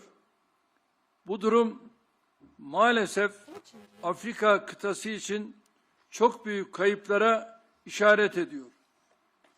Komşusu açken tok yatmayan bir anlayışın temsilcisi olarak üzerimize düşen sorumluluğu her türlü menfi koşula rağmen yapmaya devam ediyoruz. Resmi kalkınma yardımlarımızı 2023'te 6,8 milyar dolar seviyesinden 2024 yılında 7,4 milyar dolara çıkarttık. Ancak bu yardımlarla hedeflenen menzile ulaşmak imkansızdır. Özellikle en az gelişmiş ülkelerde yerel kaynakların harekete geçirilmesi suretiyle sürdürülebilir kalkınma için finansman modelleri geliştirilmesi önemsiyoruz. Bakınız, karşı karşıya olduğumuz sınamalar sadece en az gelişmiş ülkeleri değil, tüm ekonomileri etkisi altına almıştır. Küresel finans krizi öncesinde ticaret küresel büyümenin en güçlü motoruyken kriz sonrası dönemde tablo köklü biçimde değişmiştir. 1987-2007 döneminde dünya ticareti yıllık ortalama %7 oranında artarken 2008-2024 döneminde %3'lere gerilemiş, küresel büyümeye katkısı belirgin şekilde zayıflamıştır. Bugün küresel ticaretin yeniden canlanması için daha köklü bir uluslararası işbirliğine, yeni politika araçlarına ve sürdürülebilir tedarik zincirlerine ihtiyaç duyuyoruz. Uluslararası ticaret kurallarının kalkınmayı destekleyecek biçimde güçlendirilmesini ve bilhassa Dünya Ticaret Örgütü'nün özel ve lehte muamele ilkesine bağlılığımızın teyit edilmesini mühim görüyorum. Kıymetli katılımcılar, bugün dünya genelinde toplam borçluluk oranı küresel hasılanın %324'üne ulaşmış durumda. Türkiye'de ise bu oran %89 seviyesinde seyrediyor. Bu görece düşük borçluluk düzeyi bize hem yapısal dönüşümü hızlandırmak hem de yatırımlar için ilave kaynak ayırmak için önemli bir mali alan sağlıyor. Ancak ne yazık ki düşük gelirli ekonomilerin çoğu bu imkana sahip değil. Bu ülkeler yüksek finansman maliyetleriyle daralan mali alan arasında adeta sıkışmış durumdalar.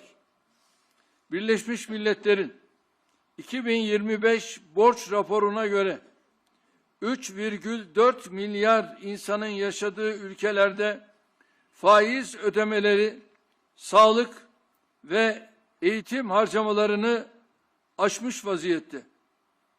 Bilhassa düşük gelirli ülkeler için borç yeniden yapılandırma süreçlerinde adil ve eşit muameleye dayalı bir yaklaşımın benimsenmesini destekliyoruz. Türkiye olarak G20 ortak çerçevesi kapsamında katkı sunduğumuz Gana ve Etiyopya'nın borçlarının yeniden yapılandırılması sürecinde alınan mesafeyi memnuniyetle karşılıyoruz. Bu örnekten hareketle kimsenin geride bırakılmadığı, daha kapsayıcı bir küresel ekonomi inşasında tüm G20'yi daha fazla sorumluluk üstlenmeye davet ediyorum. Sizleri sevgiyle, saygıyla selamlıyorum. Kalın sağlıcakla.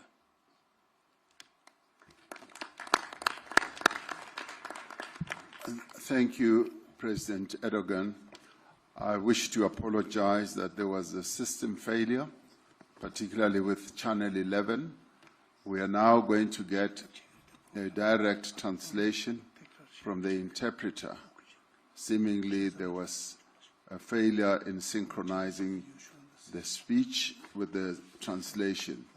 So we will allow the interpreter to interpret what President Erdogan was saying. Please go ahead. Distinguished heads of state and government, distinguished delegates, I would like to extend my warmest greetings to all of you. And I would like to extend my gratitude to President Ramaphosa for his kind hospitality, and we hope that the outcomes of this summit will bring positive results. I also would like to wish success to the United States of America, which will assume the G20 presidency next year. With issues such as rising protectionism, elevated debt levels, a rapidly aging population, and intensifying competition, in addition to geopolitical tensions, all of these issues are creating a major weight on global growth outlook. And therefore, in this vein, the G20 must further deepen cooperation with an approach that supports sustainable development and contributes to enhancing inclusivity.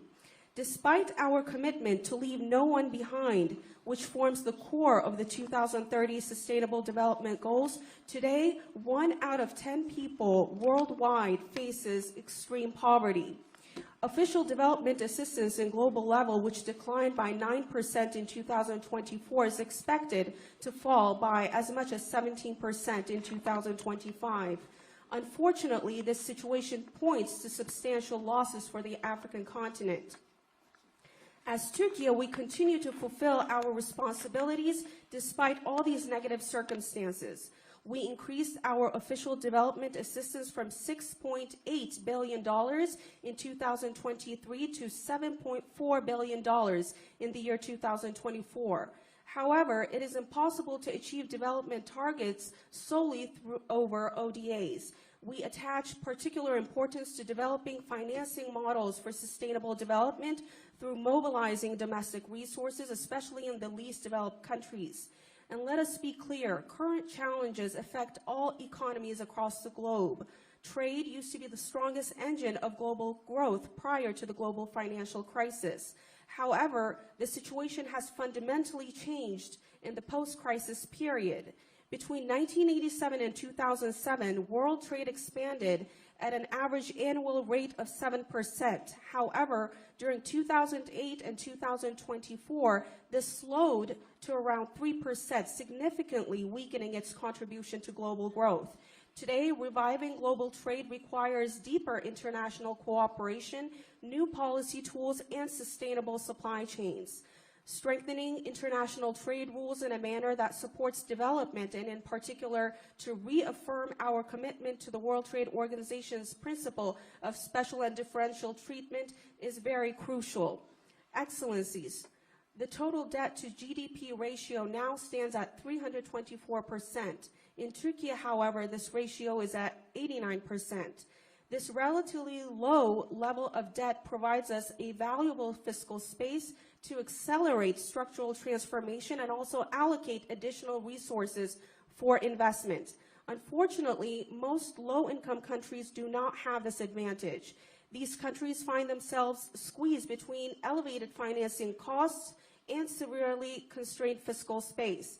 According to the United Nations 2025 A World of Debt report, in the countries home to 3.4 billion people, interest payments now exceed total spending on health and education. We support applying fair and equal treatment in debt restructuring processes, particularly for low-income countries. As Turkey, we welcome the progress made in the debt restructuring of Ghana and Ethiopia, to which we have contributed under the G20 Common Framework. Drawing on this experience, we call on all G20 members to assume greater responsibility in constructing a more inclusive global economy where no one is left behind. Thank you. Thank you. Thank you, President Erdogan. We apologize for the failure of the system there. I now have the opportunity to call upon His Excellency Sir Keir Starmer, the Prime Minister of the United Kingdom of Great Britain and Northern Ireland. Well, President Ramaphosa, let me start by thanking you for hosting us here, the first G20 on African soil, which is a proud moment for South Africa, but one that, in my view, is long overdue. So let's make this summit count.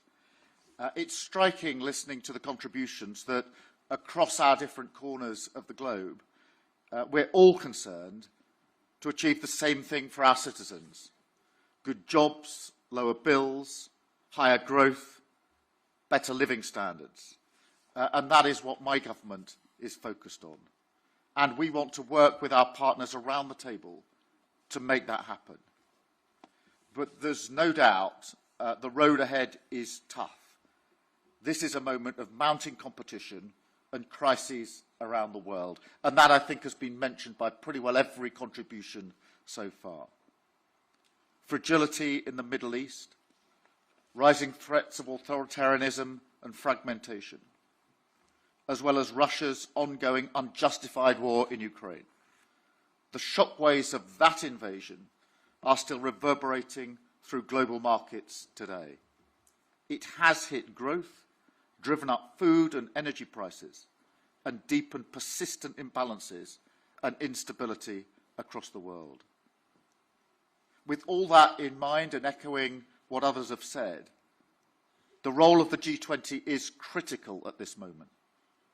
Growth must be a mission for us all to embrace, as the means to improve lives, to fund public services, and to keep our people secure. The G20 has worked together before to fix fundamental problems in the global economy. We need to find ways to play a constructive role again today in the face of the world challenges. And I'd like to see us come together around a 5-point plan for growth that leaves no one behind.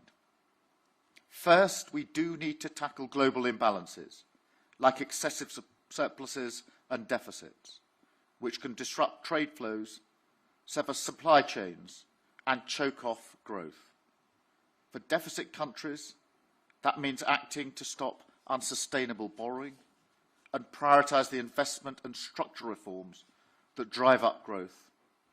For surplus countries, it means taking action to reduce subsidies and other trade distortions, as well as measures to boost domestic consumption.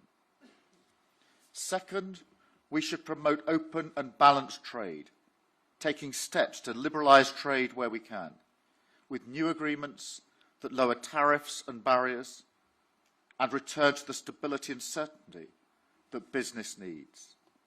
This is a real priority for my government, and I'm proud of the agreements we've reached and the progress that we've made with partners like India and the EU, benefiting our economies and creating new opportunities for our people. Third, in an era of instability, we need to make our economies more resilient. In the UK, this means an unshakable commitment to fiscal discipline. And it means investing in growth in critical areas like clean energy production. We want to work with partners around the world on this to protect us all from future energy shocks. And we want to act together to secure vital supply chains, including for critical minerals. Fourth, we need to reform the international rules-based system so that it is fit for the modern world. We need to work together to ensure organisations like the WTO are more able to be agile with new rules to meet modern challenges like environmental and digital trade, and better and more flexible decision-making processes so that those who want to make progress can get on and do it. Finally, we do need to work together to tackle the unique challenges facing emerging economies, especially in Africa, whether it's the growing debt burden or the financing gap for the Sustainable Development Goals. This G20 is the moment to respond to these structural challenges and to deliver more stable and resilient finance. We're working on that through the London Coalition on Sustainable Debt. We need to go further under the G20 Common Framework to make debt restructuring better, faster and easier. And we need to crowd in more private capital. We're working with the industry to break down regulatory barriers in the United Kingdom, and we want to see multilateral development banks take more risk and partner more with the private sector in new, innovative ways to mobilise finance. AJ and I have been discussing this in some detail, and I think we agree there's huge potential for this to go further. For the good of all our people, it is time to make it happen. So let me thank you once again, President Ramaphosa, for your presidency of this G20. I wish the US the best of luck next year in 2026, and I look forward to taking forward the agenda during our presidency in 2027. Thank you.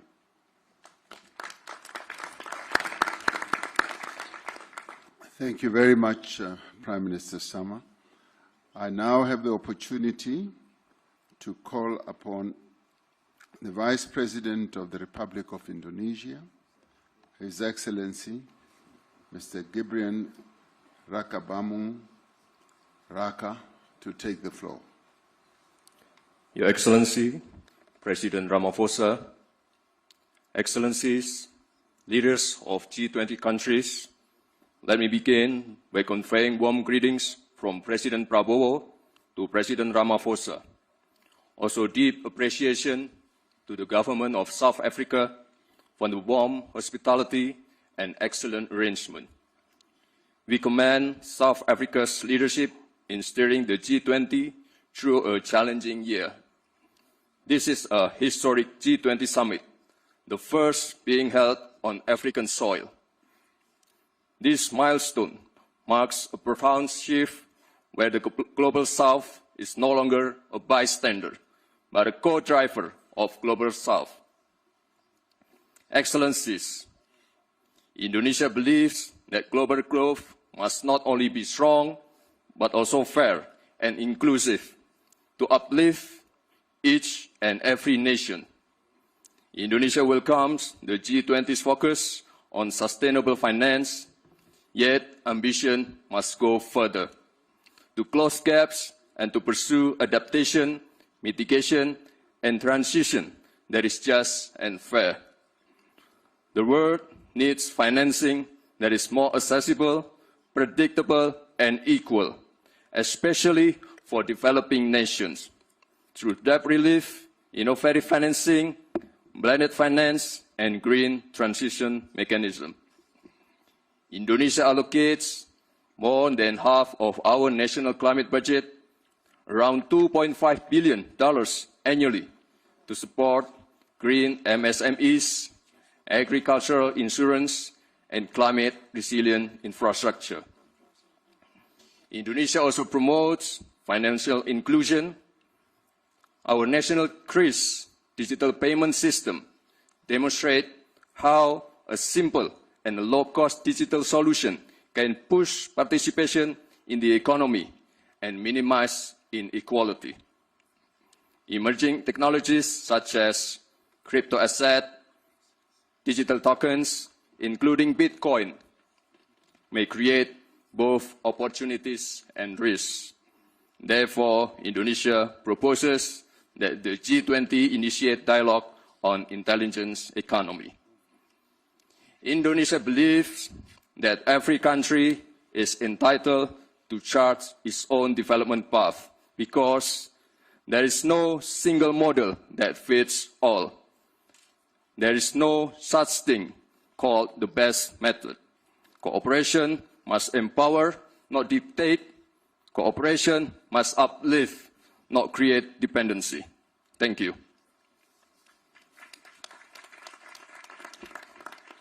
Thank you very much, Vice President. I now would like to call upon the Honorable Minister of Foreign Affairs and International Trade and Worship of Argentina, Ms. Pablo Quirno Magrey.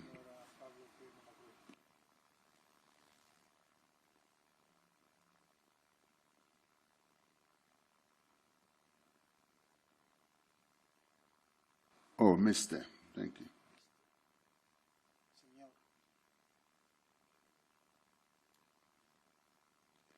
Is it switching on? No? Looks like somebody wants to silence you. There we go. Sorry. Thank you, Chair. I would like to express our gratitude to the government of South Africa and President Ramaphosa for the generous hospitality extended to us by your country during this year. Your presidency has invited us to reflect through the lenses of solidarity, equality, and sustainability. Allow me to outline our perspective on these pillars. We believe that the principles of solidarity, equality, and sustainability can only be achieved with an international system grounded in freedom, clear rules, and responsible economic governance. Economic growth remains the foundation for job creation, investment, and resilience in our economies. Such growth depends on policies that promote stability, innovation, and private sector development within a predictable framework grounded in the rule of law and a market-based economy, as highlighted in the G20's foundational declarations. Argentina has learned firsthand that long-term growth is only possible when supported by sound public finances. Fiscal imbalances contribute to inflationary pressures, limit investment, and erode economic confidence. Addressing these imbalances through responsible fiscal management and expenditure control is critical. In this context, solidarity can only be effective when growth rests on a stable macroeconomic environment, a legal order that protects private property, and clear rules that expand opportunities for private sector development and all individuals in our society. Associated with this is equality of opportunity, which is both achievable and desirable when grounded in the principle of equality under the law. Achieving this requires structural reforms that foster solid institutional and regulatory frameworks, laying the groundwork for markets to function efficiently, attract investments, encourage job creation, and boost productivity. Equally important is creating opportunities through education, which serves as a powerful equalizing tool and equips individuals with the skills needed to fully benefit from these economic reforms. Technology is a strong ally in this effort. We must maximize the opportunities it provides while mitigating its risks. This includes fostering digital transformation and ensuring that job creation aligns with the needs of the future economy based on the upskilling and reskilling of labor. It is therefore necessary to design policies that facilitate investment by establishing conditions for the development of a market policy, vocational training, and education for work that facilitates growth, the creation of wealth, and quality jobs, accompanied by labor flexibility policies.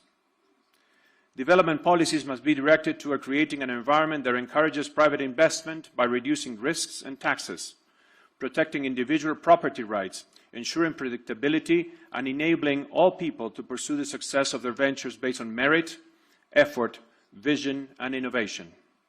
When the foundations of growth are respected, solidarity and equality of opportunity become achievable and sustainable over time. Distinguished Chair, esteemed leaders, finally, I wish to draw to your attention to the draft document circulated yesterday. As we all recognize, this G20 represents an important opportunity to demonstrate our collective commitment to the development of the African continent and its people. Argentina has sought to contribute meaningfully and constructively to the consensus-building process. We have shared the red lines we identified in this context, aiming to support the G20's broader goals. Those red lines remain until this time. We all know that the G20 is the premier global forum for coordinating economic actions. Its core principle is consensus, which reflects the reality that all of us must work together to accomplish our shared objectives, ensuring financial stability, fostering economic growth, and strengthening collective development. For Argentina, it is crucial to preserve the integrity of this process by acknowledging when consensus has not been achieved, rather than proceeding with a document that does not accurately reflect our collective will. Moreover, we're deeply concerned with how certain geopolitical issues are framed in the document. Specifically, it addresses the long-standing Middle East conflict in a manner that fails to capture its full complexity. By focusing on a single dimension of a specific territory, it overlooks the broader regional context, the international recognition of different entities, and the structural causes of the dispute. In this regard, I wish to recall the recent adoption of UN Security Council Resolution 2803 on November 17th, which emphasizes the international community's support for a just and lasting peace in the Middle East, while calling for a comprehensive, fair process to address all aspects of the conflict. In closing, Argentina, although cannot endorse the declaration based on the aforementioned discrepancies, remains fully committed to the spirit of cooperation that has defined the G20 since its inception. We're convinced that only through genuine dialogue, respect for consensus, and adherence to the principles of the United Nations Charter and international law can this forum continue to keep working constructively with all members and partners, with a shared aim on strengthening global stability, promoting sustained growth, and advancing development in a manner that is inclusive, balanced, and respectful of our diversity. Thank you, Chair.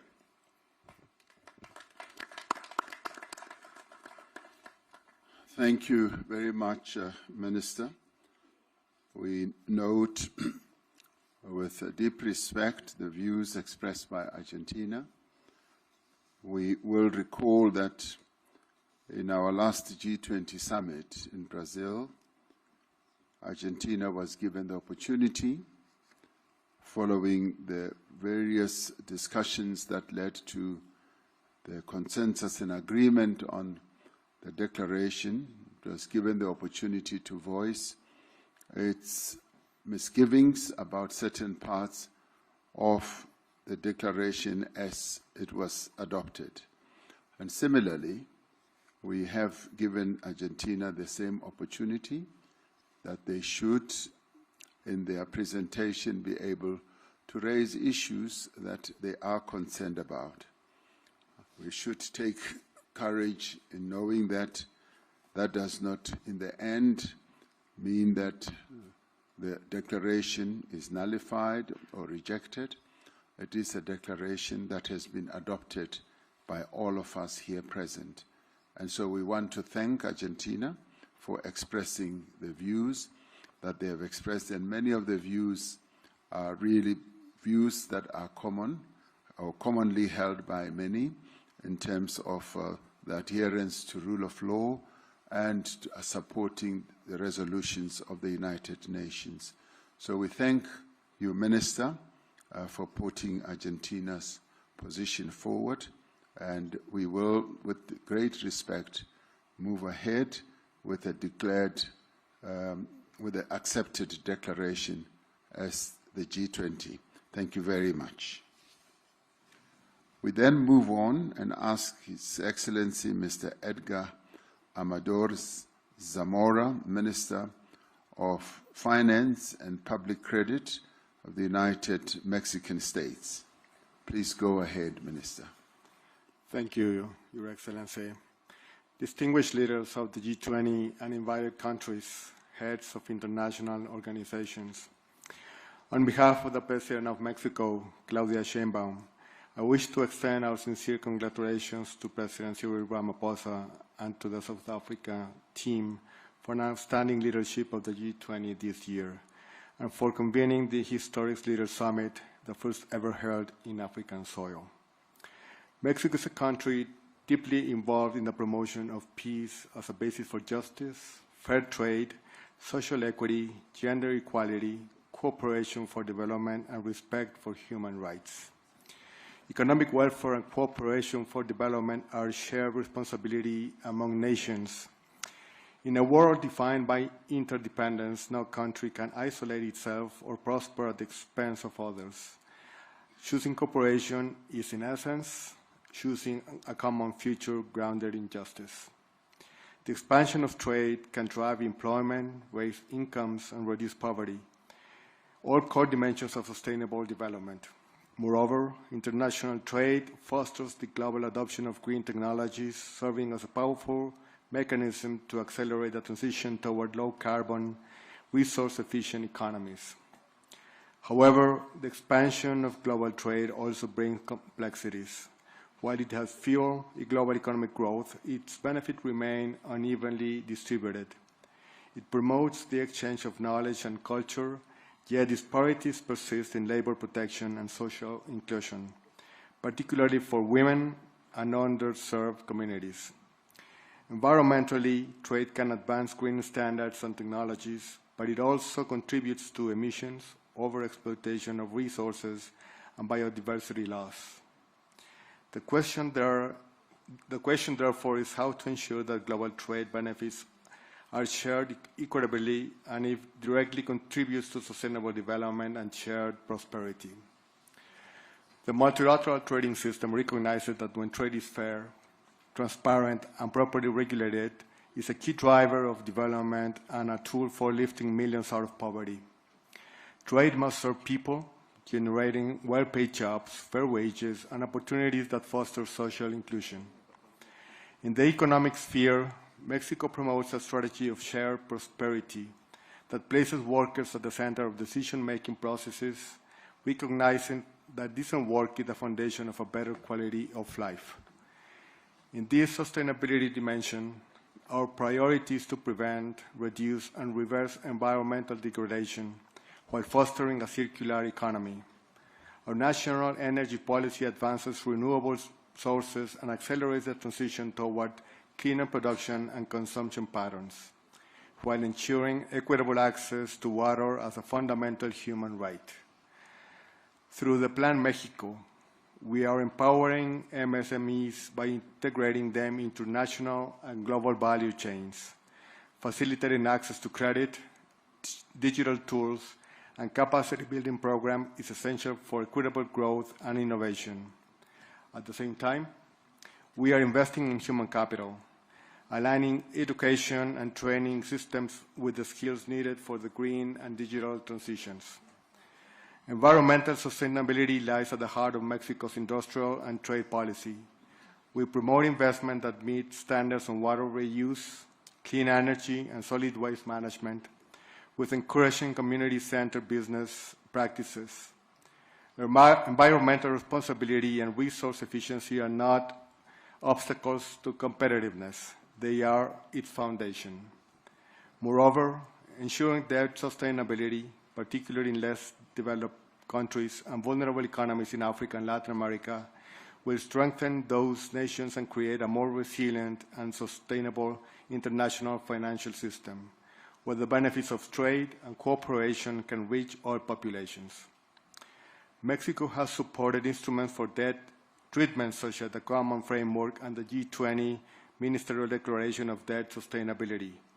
We have also developed a sustainable debt management strategy by using debt instruments under favorable conditions, including local currency and fixed interest rate bonds. Through sound public budget management, Mexico has increased investment in social protection and education above 6% and 4% in real annual terms, respectively. Thus, we advocate for international debt frameworks that enables this development-oriented approach, preserving fiscal space for health, education, and sustainable infrastructure. The G20 must lead by example in implementing the Sevilla Commitment, strengthening the common framework, and expanding it to include middle-income and climate-vulnerable countries is both a moral and economic necessity.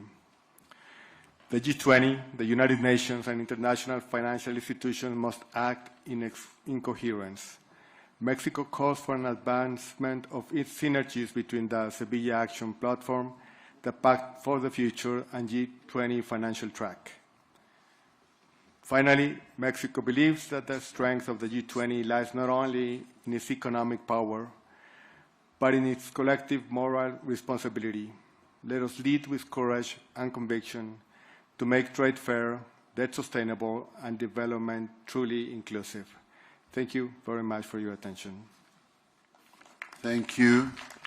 Thank you indeed, Minister.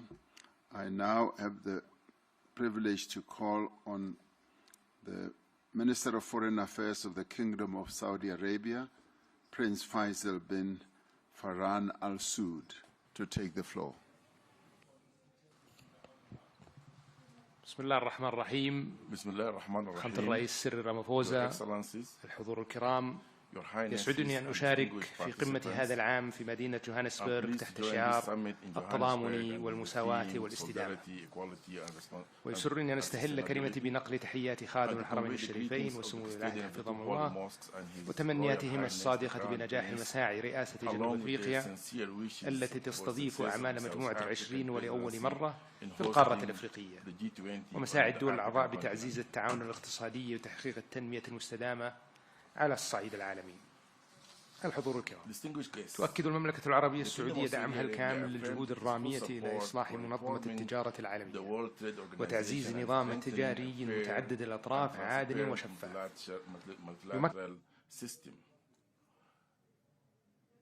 يمكن كافة الدول من الانخراط بفاعلية في الاقتصاد العالمي ويحقق العدالة بين الدول الأعضاء.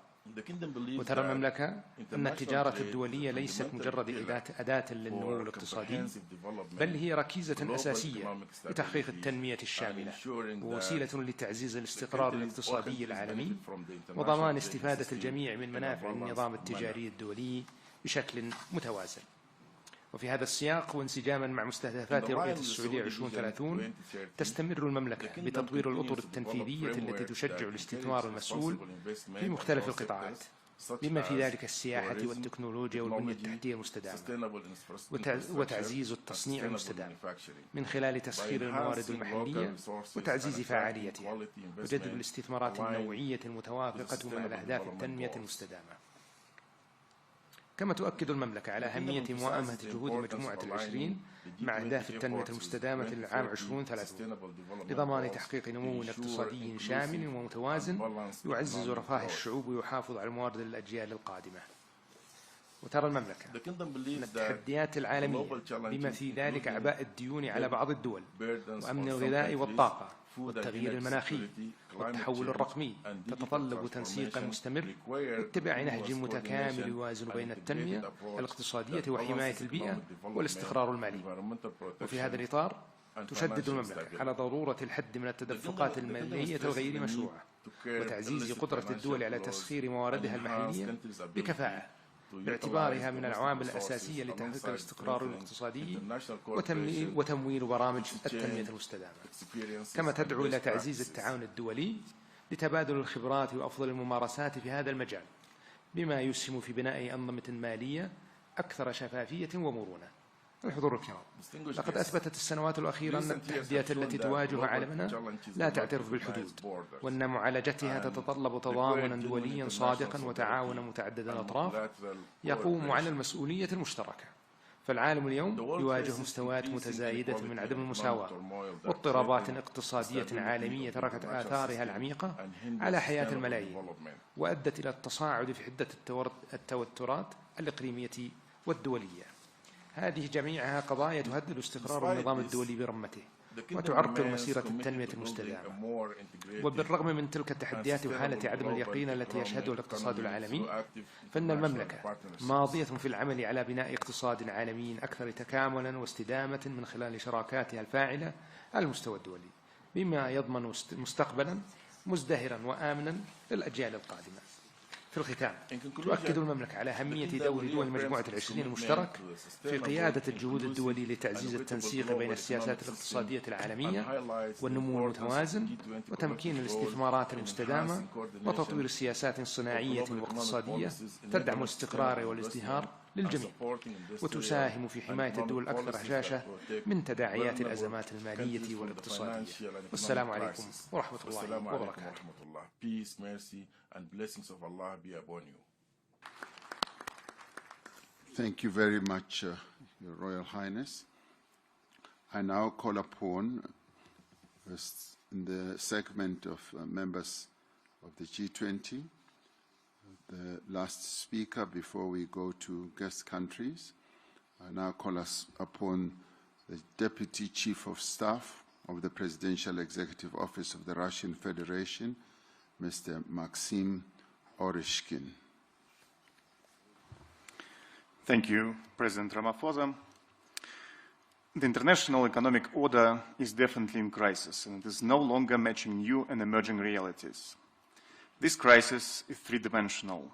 The crisis of globalization and openness, the crisis of global economic institutions, and the crisis of economic development models. These days, global economy is facing a severe fragmentation. Advanced economies continue to engage in illegitimate unilateral actions, including sanctions, trade barriers, technological and educational restrictions, as well as seizure of sovereign assets. These methods of unfair competition destabilize the global economic architecture, disrupt supply chains, discourage long-term investments, hold back the global growth, and undermine progress in achieving the Sustainable Development Goals. Today, we are here in Africa, a region that urgently needs strong economic growth to meet the needs of its fast-growing population. We should talk today about access of Africa and the Global South to new technologies, healthcare, education, and most importantly, financing. We're concerned that financial flows to developing countries are simply not enough. Even the official development assistance came to a steep decline in 2024 of 7.1% and is projected to fall further. While Africa is in dire need of capital inflow, total net borrowings by G7 governments, according to the IMF data, will reach almost $3 trillion this year. By the way, it equals to total GDP of the whole African continent. Mounting sovereign debt of several G7 countries pushes them to the verge of fiscal collapse. Artificially inflated financial bubbles may trigger a knockdown to the global economy. If we look at the international financial institutions, they are currently deviating from development finance to military expenditures. Thus, financing goes back to the Western economies, and in many cases through the corruption schemes in Ukraine. The World Bank, for example, has provided Ukraine with more aid in 3 years than to all African countries combined. Moreover, African economies face biased rejections and complicated procedures of funding from the World Bank and the IMF. Definitely, all these institutions should be reformed to benefit the Global South. Dear colleagues, global economy and its growth structure has already changed. BRICS and countries of the Global South now form the dominant driver of global growth. We have the talent, the resources, the technology, and the capacity to drive growth and improve the lives of our people. Unlike in previous decades, the Global South economies are ready this time to move forward with their own platform for economic growth, based on their own solutions. In technology and education, in trade and connectivity, in finance and investments. The rise of this emerging platform of growth becomes more evident with each passing year. The fact that growth in the 21st century will come mainly from the Global South is indisputable. We call the G20 to get back to the fundamentals of sustainable development. It means poverty reduction, social inclusion, and environmental sustainability. This should be based on sound economic development, which includes fighting protectionist and illegitimate unilateral measures, including sanctions, tariffs, technological and educational restrictions. To fulfill this mandate, the G20 should stay a multilateral platform for coordinated action acting in solidarity, equality, and sustainability. Russia is ready to play an important role in this process. Thank you. Thank you. Thank you very much. Thank you, Your Excellency. That concludes for us the segment of the members of the G20 speeches. We now move on to section B, which is guest countries, who will, as we have to conserve time, be limited to 3 minutes each. And I do hope that we are able to keep to that to the extent that we can. I now call upon His Excellency, Dr. Abiy Ahmed Ali, the Prime Minister of the Federal Democratic Republic of Ethiopia. Your Excellency Cyril Ramaphosa, Your Excellencies, Heads of State and Government, distinguished delegates, let me begin by extending my appreciation to President Cyril Ramaphosa for his extraordinary leadership. I also would like to acknowledge Johannesburg, a city of opportunity and progress. Excellencies, it is with humility and hope that I address you on African soil at this historic G20 summit. Humility because Ethiopia's journey is still unfolding. Hope because our story, like that of many nations here, shows that transformation is possible even in difficult circumstances. Ethiopia is a land of ancient civilization, defined by resilience and prospects still being written. Our homeland has sheltered faiths. Our people have built lasting societies. From this legacy comes Maddamar, a philosophy of unity in diversity, of synergetic collaboration that multiplies potential and of progress shared by all. Guided by this spirit, Ethiopia is moving toward inclusive growth. Our cities are becoming hubs of innovation. Industrial parks reshape economies. Farmers use tools their parents could never imagine. Young entrepreneurs and building businesses that were impossible to dream of a generation ago. For too long, countries like ours have been labeled fragile or poor.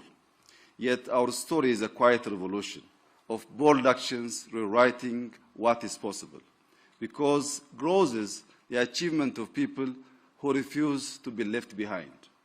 In Ethiopia, we have learned that inclusivity is not charity, it is efficiency. When every farmer, entrepreneur, and innovator shares in progress, the economy becomes self-sustaining. Our journey has been tested by drought, conflict, and global shocks. Yet from those tests emerges transformative renewal. We are investing in renewable energy that powers both homes and hope, digital infrastructures that connect citizens, and green agriculture turning smallholder farmers into climate champions. Excellencies, we're not here to speak of despair. We're here to speak of possibility and of shared responsibility. In that spirit, let me highlight 3 priorities. First, debt. Ethiopia has engaged actively with the G20 common framework to unlock resources. Debt relief must translate into investments that empower people and secure the future, including educated children, modern hospitals, and resilient infrastructure. Second, climate. Through our Green Legacy Initiative, Ethiopians have planted over 48 billion seedlings, restoring soils, watersheds, and hope ecological restoration must become the new global investment landscapes, supported by debt for climate swaps and green value chains that reward nature and communities. Third, energy and digital transformation. The Grand Ethiopian Renaissance Dam symbolizes Africa's renewable ambition. We are expanding into solar, wind, geothermal, and nuclear power, and we envision an Africa energy network that drives industrialization while achieving net zero emissions. Through Digital Ethiopia, we have liberalized telecom, expanded broadband, and advanced digital finance. By 2030, we aim to complete our national digital public infrastructure, integrating IDs, payments, and data platforms to serve citizens. For Ethiopia, artificial intelligence is a tool for inclusion, helping predict droughts, diagnose diseases, and support local language, ensuring technology works for all. Excellencies, Ethiopia's journey mirrors that of many emerging economies. Our success offers lessons, our challenges offer insights. Inclusivity and sustainable growth is both a practical and a moral imperative for our continent. It requires humility to reconsider what we treasure and courage to redefine what we value. I propose that the G20 adopt a new lens, measures resilience as growth. Let us count not only GDP, but the capacity of societies to withstand and adapt, because that ultimately is what sustains development. Ethiopia stands ready, rooted in Madamar, to contribute to this shared global journey. I thank you.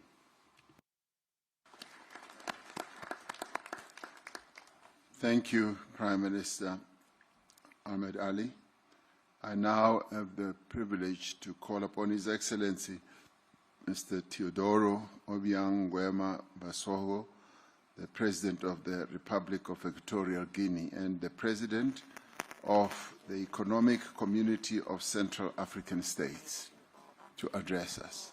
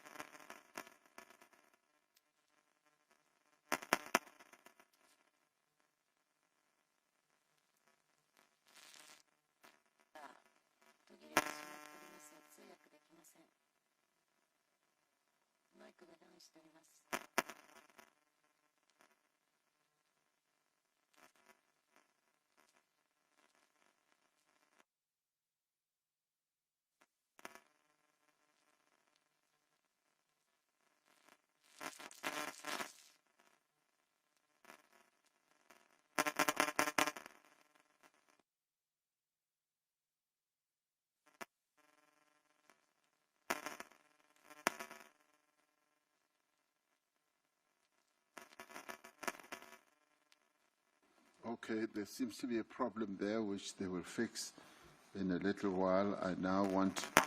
I will come back to President Basogo. I now want to move on to His Excellency, the President of the Republic of Finland, Alexander Stubb. Thank you very much, Cyril, and thank you for the invitation. You know that Finns are famous for two things. One, they speak very shortly, and two, they love rules. And I hope I will stick to both. It's a great privilege to be here for the first time representing Finland. We've never been at a G20 meeting before, and we really appreciate the invitation. Jonas Störe and I both come from Nordic countries, and we once calculated that the Nordics would be G10, so perhaps I'll speak in that spirit.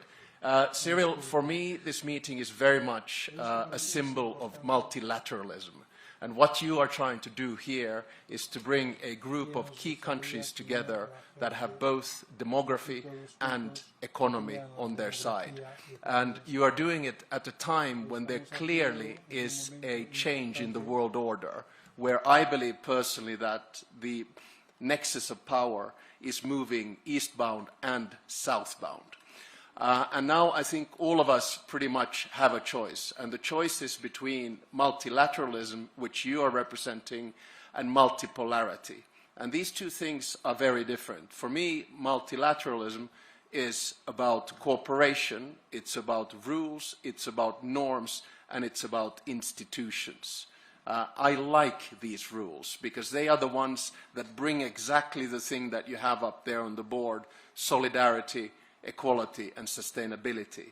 My big worry right now is that the world is moving more in a multipolar direction. And multipolarity, though it gives power to nation states as such, is problematic because it's more transactional. It's more about deals, and therefore it's more prone to conflict. There have been many excellent interventions here today about rules on trade, rules on the way in which we engage with each other. My biggest worry right now is that we are not seeing enough multilateralism in three key conflicts that have been raging around the world. One, Russia's war of aggression in Ukraine. Two, the situation in Gaza. And three, the situation in Sudan. So I hope that we lean towards multilateralism. And let me say, coming from a small country, what I believe the West should do in this. I think the West should understand that the multilateral institutions that were created after World War II and that were upheld after the Cold War, the power structure of them is right now unfair. It needs to be changed. We need to distribute power in a world that exists today, not the world that existed in 1945. That is the best way for us to drive multilateralism and get it back on track. Thank you very much. 3 minutes and 12 seconds.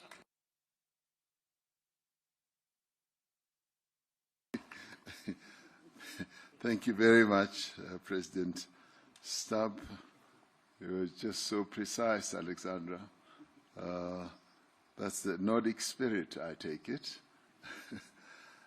We now go back to His Excellency President Teodoro Obiang Nguema Mbasogo, President of the Equatorial Guinea. We apologize for your mic having not worked as it should have, but please go ahead. Sus Excelencias, Jefe de Estado y de Gobierno y Jefe de Delegaciones, distinguidos invitados, señoras y señores. Me dirijo a ustedes en nombre de la Comunidad Económica de los Estados de África Central.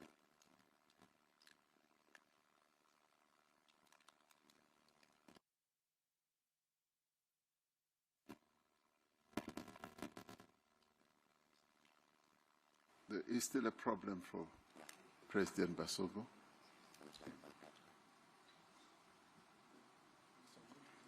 My apologies again, President. The technicians told me that they had fixed it, but it seems like they still need to do a little bit more work. And with that in mind, I will move on, and we will give you double the time. I will move on to His Excellency, the Prime Minister of Ireland, Mr. Michael Martin. Thank you very much indeed, President Ramaphosa, and congratulations to you and to South Africa on your G20 presidency, the first on African soil. And your drive and commitment to using this important forum to tackle very important issues is deeply appreciated, and Ireland has been very honoured and privileged to have been in the position to work with you across all work streams over the past 12 months. Our world is ever more interconnected and interdependent, and working collaboratively is the best way we can serve our people.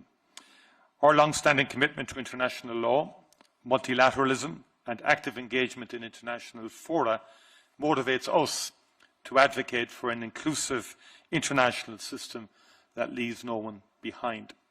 And in that context, there is an urgent need to end war and conflict. War and conflict damages and undermines economy and economic growth. And in that context, there must be renewed efforts to end the illegal invasion of Ukraine by Russia and the war that has ensued, and also the horrors of Gaza and the appalling situation in Sudan. We must work very hard to end these wars in addition to the many other conflicts. Ireland advocates for economic growth to be inclusive, to be resilient, and to be environmentally sustainable. And our focus has always been on investment in human capital in terms of education and training as the key underpinning of economic growth into the future.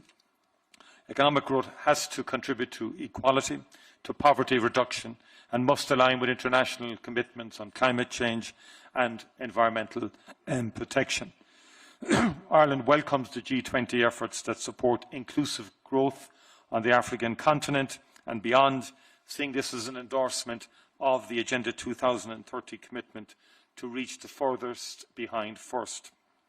Women's economic empowerment is crucially important as a direct pathway towards gender equality, poverty eradication, and inclusive economic growth. Ireland values policy interventions that support investment in local and regional value chains, which support quality jobs creation, raise living standards, and enhance resilience. Digital inclusion is a key enabler of a growing economy, and we're supportive of work to develop a fair and inclusive digital economy with effective rules for digital trade. Trade and investment need to create opportunities for those considered the furthest behind, particularly women and marginalised groups. And Ireland, along with the European Union, is committed to an open and rules-based multilateral trading system with a modernised WTO at its core.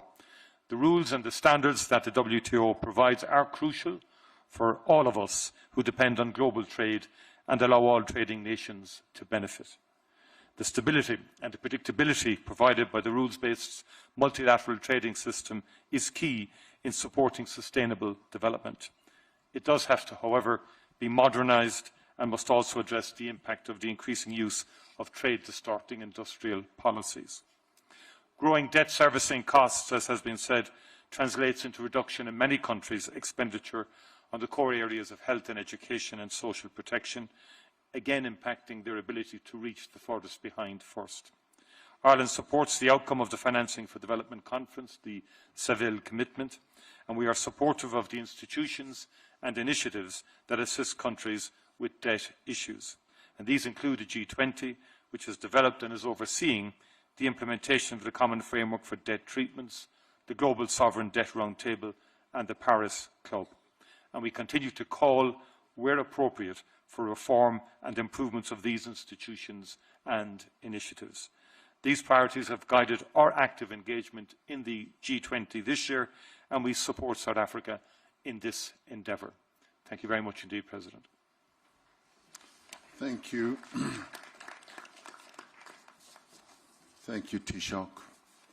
I now would like to go back to His Excellency, President Ngwema Basoko. He will have been given a roving mic so that he can make his input. The fixed microphone does not seem to be working as well as it should. Go ahead, Your Excellency. Sus Excelencias, Jefe de Estado y de Gobierno y Jefe de Delegaciones, distinguidos invitados, señoras y señores. Me dirijo a ustedes en nombre de la Comunidad Económica de los Estados de África Central. Permítanme expresar mi agradecimiento a la República de Sudáfrica por su liderazgo y por el tema elegido para su presidencia del G20, a saber, solidaridad, igualdad y sostenibilidad. Esta cumbre de Johannesburgo tiene lugar en un momento en que la arquitectura de la economía mundial aumenta las desigualdades en lugar de reducirlas entre las naciones. Durante décadas, nuestros pueblos han soportado los costos de un sistema desproporcionalmente a unos pocos y castiga a los más vulnerables. Penalizing the Sin most embargo, vulnerable ones. Nuestra región de África Our Central region in Central también Africa ofrece soluciones zone globales. are actually A modo de proposing ejemplo, global solutions. la cuenca de Congo example, constituye la the segunda Horn mayor of masa Congo forestal constitutes tropical one of the greatest del planeta y areas uno de of los the planet, últimos grandes sumideros de whereby carbono. we El Golfo call de them Guinea the garantiza la lungs seguridad de rutas that marítimas guarantees vitales. the routes of Nuestros suelos already y minerales marginalized críticos sections. desempeñan un papel They clave do have a wonderful en la and transición key energética y nuestra role juventud in the representa un energetic motor and de it is innovación, siempre y the cuando indication logremos liberar of a todo possible su solution potencial. if we are able to liberate Nos reunimos hoy all that we do need to do. en el We are G20, joined here today at the un G20 foro que forum, pretende ser a el forum espacio which donde definitely pretends to las be economías the más platform influyentes del whereby planeta the most dialogan successful sobre el economies futuro are global. Sin present, embargo, but permítanme recordar nevertheless allow me to que ese remind futuro no puede that constituirse future ignorando cannot be achieved las voces del if sur we are global, ignoring the voices, ni repitiendo las fórmulas nor repeating que han the perpetuado las formulas desigualdades which actually are entre las perpetuating naciones. the inequalities of the past. Para que el crecimiento económico For sea the inclusivo growth, y economic sostenible growth, which we are y actually que no hoping deje for, nadie atrás and that nobody should be left en nuestra behind comunidad, in our community, quisiera ofrecer I would like to propose a esta cumbre to this particular forum unas soluciones certain que solutions pueden ayudar that might be para helpful los más necesitados. for the most Primero, needful. hacer que First la of all, arquitectura to ensure that financiera the mundial architecture of sea the más world justo. economy Esto be significa facilitar el acceso equal al capital and that para las access to economías en capital for the desarrollo, economies that establecer are needed such un marco support. de solución de la We deuda, have the facility to reformar access los this bancos solution multilaterales framework to del the desarrollo y multilateral promover banks, la justicia and, fiscal. therefore, La development CAC apoya la propuesta de Sudáfrica CAC de crear una region comisión sobre el does costo propose del capital del a solution G20, to access con to el the fin capital de of diagnosticar y G20, corregir so as las to be able deficiencias for us to estructurales diagnose en all la the inconveniences evaluación y fijación de riesgo and soberano. identification of the risk Segundo, involved transformar los of all minerales parties críticos concerned. en Secondly, prosperidad compartida mediante la creación de valor en origen. in a meaningful Esto way, implica claramente sharing all the desarrollar cadenas de valor locales, values establecer and sharing all normas the chains que generen facilitating oportunidades, access to these opportunities dividendos like economic, comunitarios y que garanticen la that would integridad guarantee ambiental, definitely así como the el vínculo entre lo humanitario, and the link el desarrollo y la paz. between all La concerned, transición energética which will enable no us to debe attain the required reproducir peaceful los antiguos modelos areas, extractivos. Tercero, avoiding the old garantizar la extractive seguridad alimentaria y methodologies. nutricional Of mediante course, inversiones on the third point, desde we're la talking about producción hasta la distribución. La CAC necesita CAC socios does need definitely para apoyar la agricultura to support climáticamente inteligente, and the el artificial sistema de intelligence, riesgo the y la risk producción system, regional and the regional de fertilizantes of para reducir la dependencia methodologies that will definitely allow de us las to importaciones reduce y the la risk volatilidad de los in precios. this Invertir and reduce the en cost el involved for the almacenamiento reduction of this particular goods we're de talking about. cadenas de frío y servicios de asesoría Recognizing digital and establishing dirigidos a los chains that pequeños enable us productores, sobre todo las mujeres and of y course the los jóvenes. empowerment of Asimismo, women and youth abogamos in the por la different creación de sectors una that reserva enable them alimentaria general have the y status de un sistema de alerta to temprana. boost the economy Solicitamos in the el regions apoyo of South. financiero We del therefore G20 solicit from you para promover the means una to seguridad be able to alimentaria promote basada the en la cadena de valor para ser the autosuficientes. security, Cuarto, in food security we're reconocer talking about.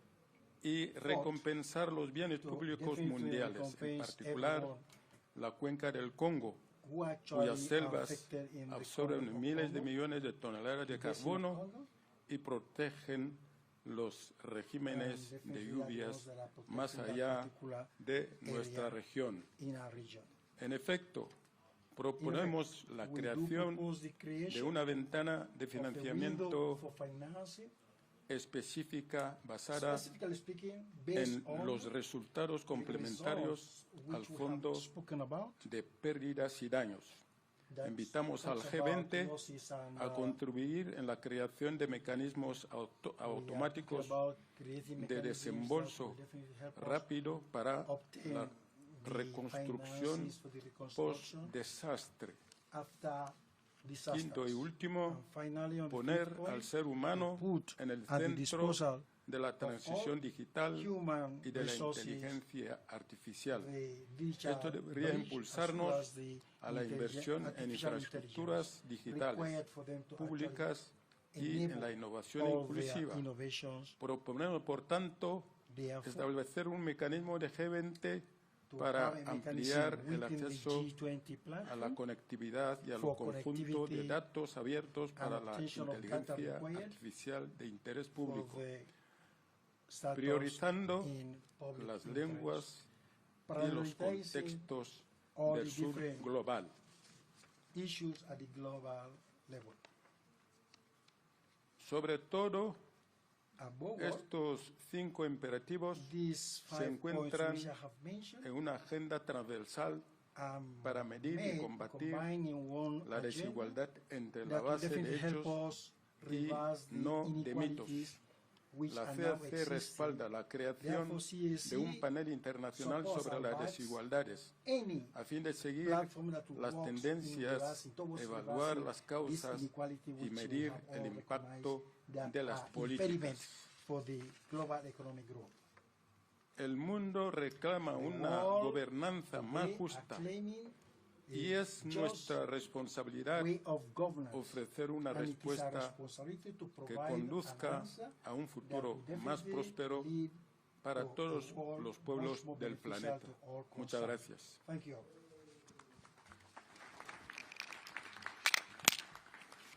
Thank you very much, President Basago. I now would like to call upon the Prime Minister of Jamaica and the Chair of the Caribbean Community, CARICOM, Dr. Andrew Michael Holness, to take the floor. President Ramaphosa, thank you for the kind invitation to participate in this important meeting. Please accept our commendations on South Africa's presidency. Excellencies, Jamaica supports the global agenda to make economic growth not only strong and sustainable, but also inclusive and resilient. Jamaica's story is one of social partnership and sacrifice.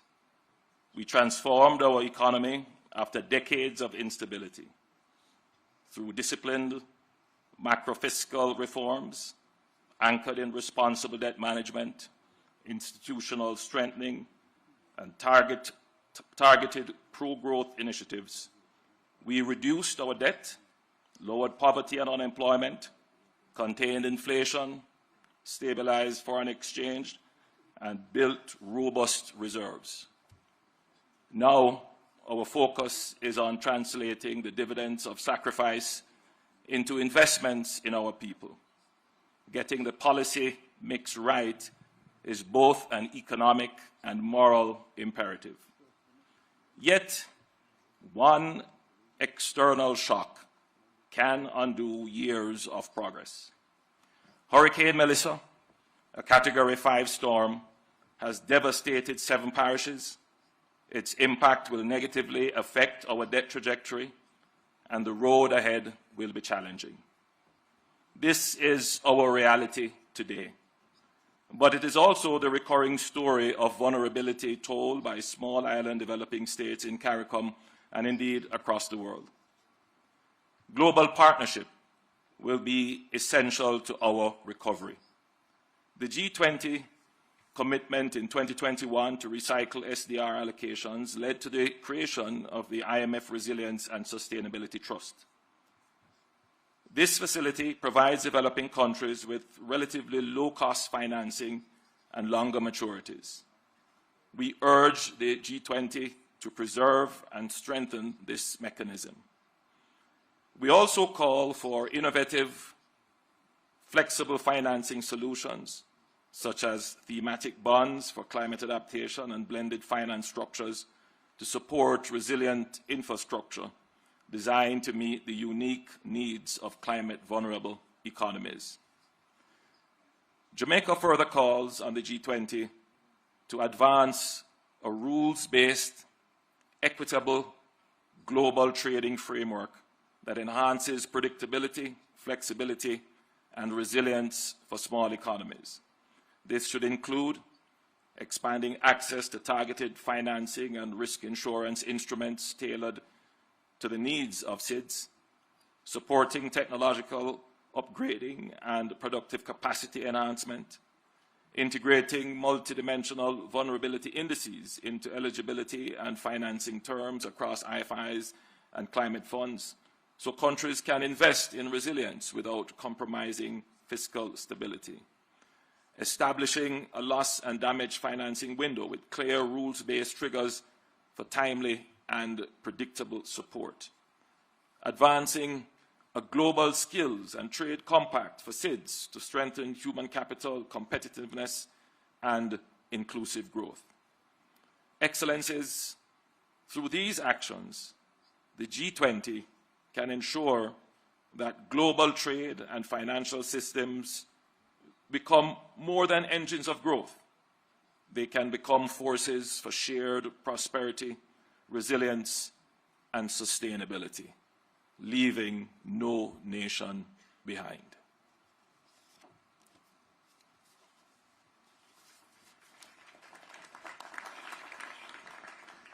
Thank you, Prime Minister, and we should collectively pass our condolences to you and the people of the Caribbean for the devastation that we all witnessed as you faced a huge calamity. We thank you for your steadfastness, and we thank you, and please pass on our greetings to the people of the Caribbean. We now call upon His Excellency, the Prime Minister of Malaysia, the Chair of the Association of Southeast Asian Nations, ASEAN, Mr. Anwar bin Ibrahim. I thank President Cyril Ramaphosa for his leadership and for South Africa for inviting Malaysia and as ASEAN chair to this summit.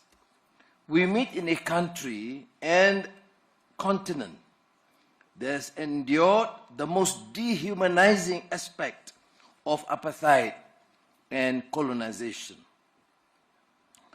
The expectations from countries in the South is for G20 to pursue an agenda that is just and fair,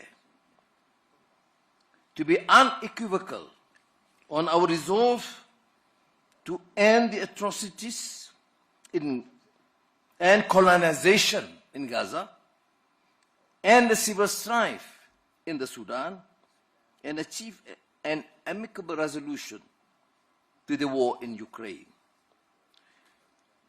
Malaysia has worked with our Asian neighbors in particular to manage political conflicts, tariff shocks, supply chain pressures, and rapid technological change.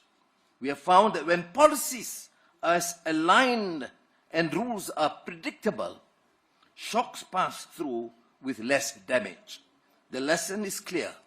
Resilience comes from common preparedness, not isolation. This lesson matters because the next disruption will likely to be harder to burden. Artificial intelligence will recognize labor markets at a pace our institutions will struggle to match. Without early investment in transitions, workers, especially the young and women, will face these shifts alone. We have seen the consequences before when societies were unprepared for globalization. Poor governance, grinding poverty, endemic corruption, resulting in stagnant wages, eroding trust, and the rise of politics that feed on grievance. With AI, destabilization becomes a real risk if countries enter this transition unprepared. This will be one of the defining challenges of our times. Now, countries, of course, must equip their people, especially the young, for the speed of technological change. Opportunities for training and credible safety nets are essential. Small and medium-sized firms, which carry much of the employment burden, will need support. Global resilience cannot be built on fiscal exhaustion.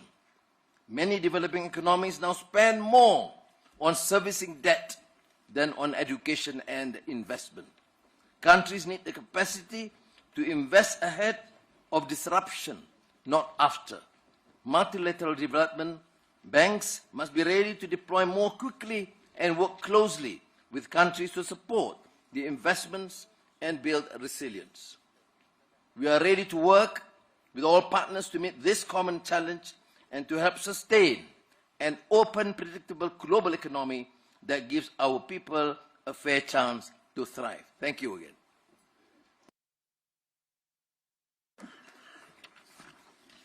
Thank you, Prime Minister. It now gives me pleasure to ask His Excellency Dr. Pedro Sanchez Perez Castijon, the President of the Government of Spain, to take the floor. Thank you for giving me the floor, President Ramaphosa, my dear friend, and allow me to congratulate you for the adoption of the declaration. We meet at a moment of deep uncertainty for the global economy, for sustainable development, and for multilateralism. Earlier this week, a Spanish think tank reported that more than 22 million people could die all over the world by 2030 due to cuts in official development assistance. Those figures are truly horrifying and only one example of the tragic, real-world consequences of the trends we are witnessing. Yet, as we have also seen this year, when we choose cooperation over fragmentation, progress is possible. The 4th International Conference on Financing for Development held in Spain was a powerful reminder of that. There, countries endorsed the Compromiso de Sevilla and launched the Seville Platform for Action with more than 100 concrete initiatives to implement our joint commitments. Not just words and wishes, but tangible actions that will make a real difference on the ground. Among them, there are 3 initiatives led by Spain that respond to one of the great challenges of our time, debt sustainability. They are the Global Hub for Debt Swaps, the Debt Post-Close Alliance, and the Sevilla Forum on Debt.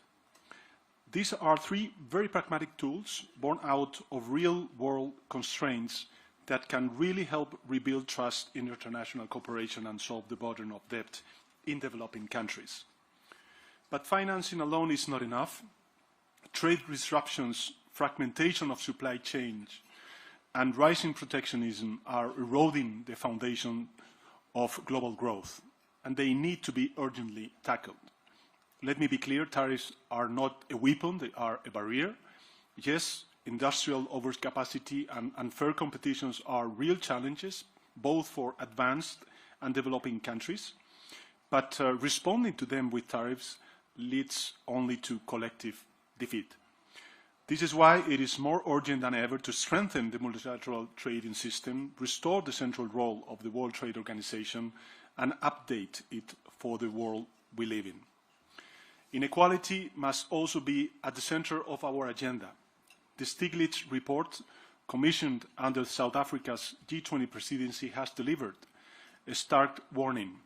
We face an inequality emergency just as severe and systemic as the climate emergency. Extreme concentration of wealth undermines growth, corrodes democratic institutions, and fuels polarization. Addressing this requires fair international taxation. The progress the G20 has achieved on global tax reform cannot be allowed to unravel. We need tax rules fit for the 21st century. Colleagues, allow me to finish with a reminder. Inclusive and sustainable development is impossible without peace. We must stand by the principles of the UN Charter, everyone, everywhere, at all times, be it in Ukraine or in Palestine. This means defending sovereignty, independence, and territorial integrity, and ensuring strict compliance with international humanitarian law.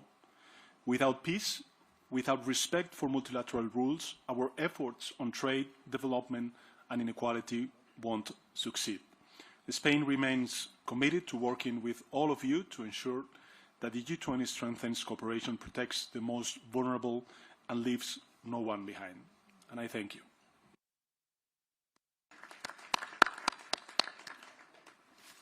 Thank you, my good friend, President Sanchez. I now call upon Her Excellency Dr. Nedumbu Nandi-Ndaitwah, the President of the Republic of Namibia. Thank you, Your Excellencies. Namibia thank and congratulate Your Excellency President Ramaphosa, the government and the people of South Africa for bringing G20 to Africa, placing Africa's concern in the agenda of the summit, and for the kind invitation extended to my country. Guided by the African Union Agenda 2063 and the UN Agenda 2030 for Sustainable Development, the importance of addressing development priority from the African perspective cannot be overemphasized. Developing countries find themselves on debt trap as a result of capital high cost for developing countries based on the perceived risk that does not reflect the reality on the ground. In the face of unfair financing terms, recently Namibia honored its international obligation by redeeming its $750 million Euro bond on time, signifying strong fiscal responsibilities. However, we are considered by decision makers as a risk country. We need a fair international financial institutions. Being the most meaningful way, we can place people at the heart of sustainable development. Our focus on advancing the transformation of global governance must be underpinned by the common understanding that only an inclusive and representative international system will have the capacity to respond to the present-day challenges. If our financial architecture is not fit for the purpose, we will continue to see the pressure of a looming global debt crisis that intensified imbalance between developed and developing countries. We are not seeking for free money. We want a fair and equal financing opportunities. For Namibia to grow and industrialize our economy, Namibia is welcoming investors to invest on value addition at source for our natural resources, including critical minerals, to yield a broad-based benefit for all our people. To leave no one behind, countries must mobilize adequate resources for development, apply responsible debt management, and safeguard resources for essential social and economic programs such as education, health, and infrastructures. Namibia urges the G20 leaders to strengthen debt treatment framework by providing concessional financing to countries that demonstrate commitment to sound debt management and to be innovative in strengthening others. As we strive towards reducing inequality within and among countries, fair taxation, financial inclusion, and social protection are essential tools.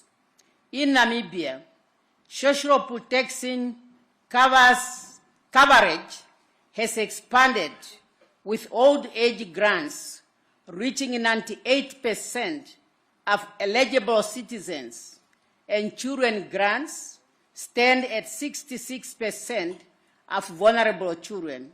These measures ensure that vulnerable groups that include people living with disability are supported in the path to prosperity. It also allows women and the youth to play their role in development. As I conclude, I can say let us reaffirm our shared commitment to inclusive and sustainable economic growth guided by the SDGs by focusing on 3 pillars. 1, strengthen trade-drive economies. 2, securing financial for development, while responsible managing debts and reducing inequality through inclusive policies. And all these are talking to the theme of this conference, which we really very much welcome, namely solidarity, equality, and sustainability. Thank you for your kind attention. Thank you, President Nandi Ndaitwah, President of the Republic of Namibia. I now call upon His Excellency, Mr. Dick Schoof, the Prime Minister of the Kingdom of the Netherlands, to take the floor. Thank you, Mr. Chair. And as Minister of Finance, I will speak on behalf of the Netherlands. And I think it's important to emphasize this since I still have to fly back home with my Prime Minister. First of all, let me say how much I appreciate your hosting this first G20 on the African continent. We know what a challenge it is to organize a major international conference, and this summit reflects the growing importance of your country and Africa as a whole on the global stage. And I think I can speak on behalf of everybody that you have been a fantastic host, so thank you for that. In the run-up to this summit, the Netherlands was pleased to work with you on key themes of your presidency: solidarity, equality, and sustainability. And as the world's 18th largest economy, we greatly appreciate the opportunity to be part of the G20 again this year. I would like to make some brief remarks on 3 topics that all feed into one another: economic growth, debt sustainability, and private capital mobilization. First, it's clear that we need economic growth in order to achieve inclusive and sustainable development. However, the most straightforward and direct way to unlock economic growth is to immediately end Russia's unjust and unprovoked war in Ukraine. Not only is it causing unbearable human suffering, it also continues to have significant negative global economic spillover effects. And it's the real reason scarce resources have to be invested in Ukraine. Only a just and lasting peace can put an end to all this and can guarantee the security of Ukraine and Europe. Second, on debt sustainability, it's a fact that high debt levels stand in the way of growth. Every dollar spent on interest cannot be spent on investing in a stronger economy. So that's why the Netherlands strongly supports the G20's work on debt sustainability. Specifically, we think it's important to continue working on transparency, because that transparency can help boost investors' confidence in borrowing countries, which in turn will stimulate financing for development. And third, we know there are insufficient public funds to tackle the enormous needs of developing countries. So therefore, we need private capital mobilization as well. So I applaud the finance track for the excellent job it has done this year, mapping out new ways to unlock institutional capital for investment in emerging markets. And this includes innovative approaches in the Netherlands to mobilize pension fund capital. It is important that the G20 continues this path. So my appeal, Mr. Chair, is for more international economic cooperation, more transparency, and more private funding, especially when they benefit the world's most vulnerable people. And we realize it's easier said than done. But if the G20 continues to show leadership in this endeavor, I assure you the Dutch government and the Dutch investors stand ready to work with you. Thank you very much. Thank you. Thank you indeed. And now I would like to call upon His Excellency, the Prime Minister of the Kingdom of Norway, Mr. Jonas Støre, to take the floor. Thank you very much. I'm his Chief of Staff and will speak on his behalf. Dear President Ramaphosa, it has been a privilege for Norway to be an invited country during South Africa's G20 presidency. And it's also an honor to attend this first G20 summit here in Africa, under the able leadership of you, President Ramaphosa. I commend South Africa for placing a special emphasis on the issue of inequality. And I thank Professor Stiglitz for providing important input to our discussion, including the crucial observation that inequality is not a given. Inequality is the result of policy choices. As such, it can be fought, including with a progressive taxation system, an effective welfare system covering everyone, and not least, measures that ensure equal opportunities for women and men. Norway invests in equality because it's the best antidote to exclusion, to resettlement, to conflict, and democratic backsliding. And we invest in equality because it improves the lives of our citizens and makes our economy stronger.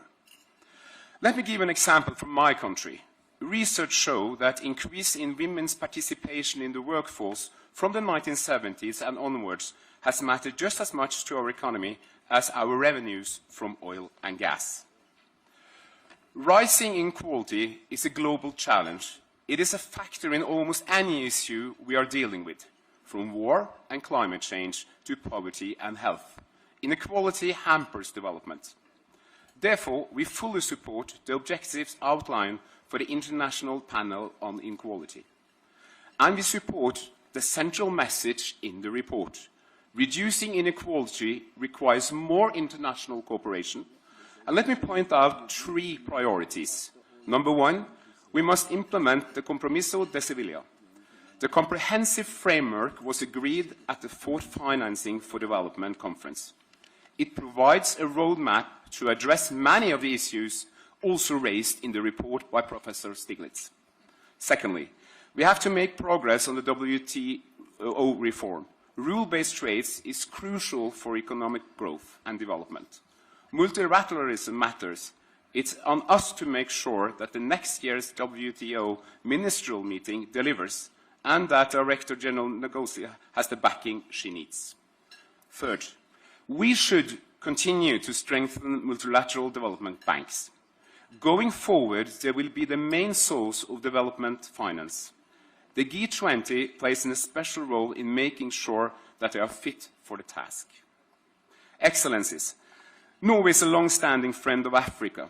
We support the development aspirations of the people of this continent as spelled out by Travel Manual in his presentation.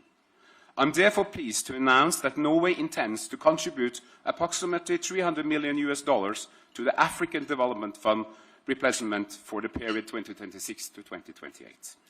I also urge others to present generous pledges to this very important fund. These are very critical times, as many of you here have mentioned, especially the situation in Gaza, Sudan, and Ukraine. We support peace in Ukraine, and no one wants peace more than the Ukrainians themselves. We welcome efforts for peace, but for peace to ensure, it must be just and must be rooted in international law, respect the basic tenets of the UN Charter, and provide for the future security of Ukraine and for the rest of Europe. Thank you so much for your attention.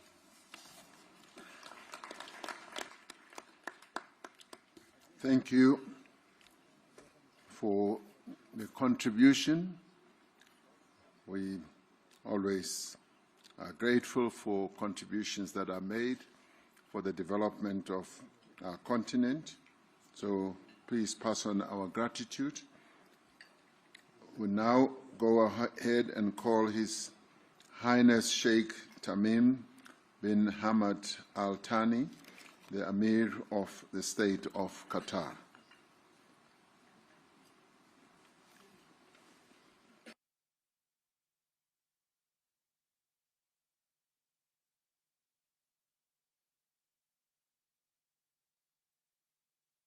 Okay, it does seem like the Sheikh should be in a bilateral somewhere. We will come back to him. I now move on to ask His Excellency, Dr. Julius Maada Bio, the President of the Republic of Sierra Leone and the Chairperson of the Economic Community of West African States, ECOWAS, to take the floor. Thank you very much, Mr. Chair.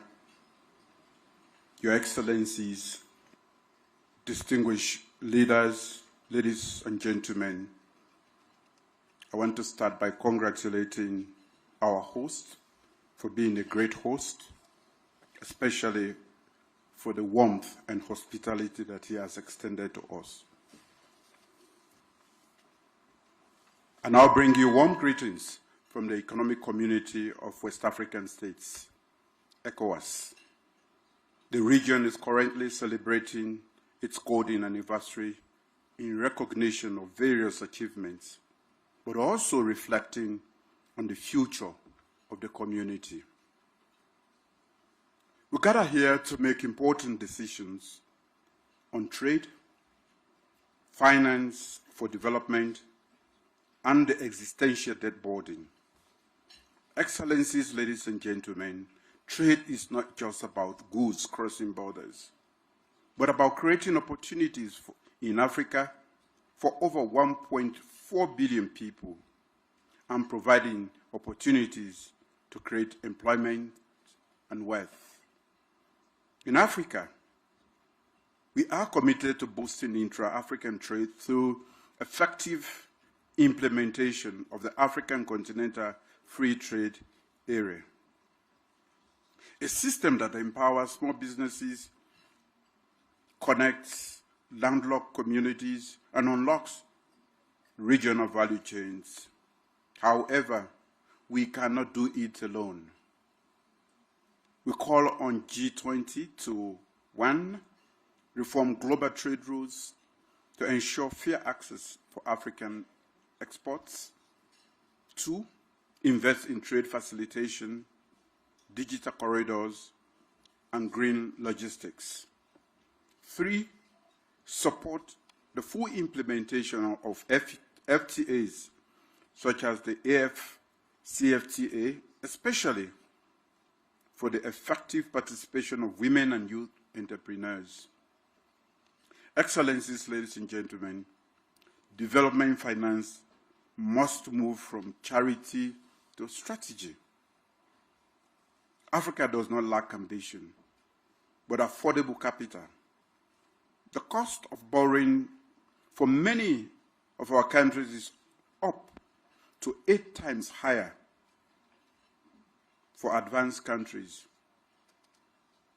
We urge G20 to 1. Scale up concessional finance and blended instruments for climate resilience, digital infrastructure, and urban transformation. 2, empower national and subnational institutions with direct access to global capital markets. 3, champion innovative tools like diaspora bonds, carbon credit, and SDG-linked instruments that reflect Africa's realities. Scale up climate finance commitments. Africa contributes, as we all know, less than 4% to global emissions, yet bears the highest climate cost. G20 must support the realization of the 100 billion climate finance pledge and accelerate access to loss and damage fund. To advance global peace and security, the G20 must lead the effort to redress the issues of increasing global poverty, economic inequality, and justice, which feeds global security challenges. G20 must work to evolve a more peaceful world in which prosperity and advancement for all is a global goal. Excellencies, ladies and gentlemen, today over 20 African countries face high risk of debt distress, not necessarily due to reckless borrowing, but because we borrow in a structurally unjust system. The cost of borrowing and servicing for many African countries is prohibitively high, thereby diverting funds from crucial sectors such as health, education, and infrastructure, as has been alluded to by many already. The G20's common framework must evolve. We need, 1, timely, transparent, and equitable debt restructuring across all creditor classes, intercreditor burden sharing and binding timelines, access to concessional finance and capital on fairer terms, a new debt climate development compact that links relief to resilience, addressing issues like illicit financial flows, profit shifting, and marginalization in global value chains is crucial for long-term solutions. We offer the following recommendations. We propose the establishment of a task force on trade and finance for structural transformation.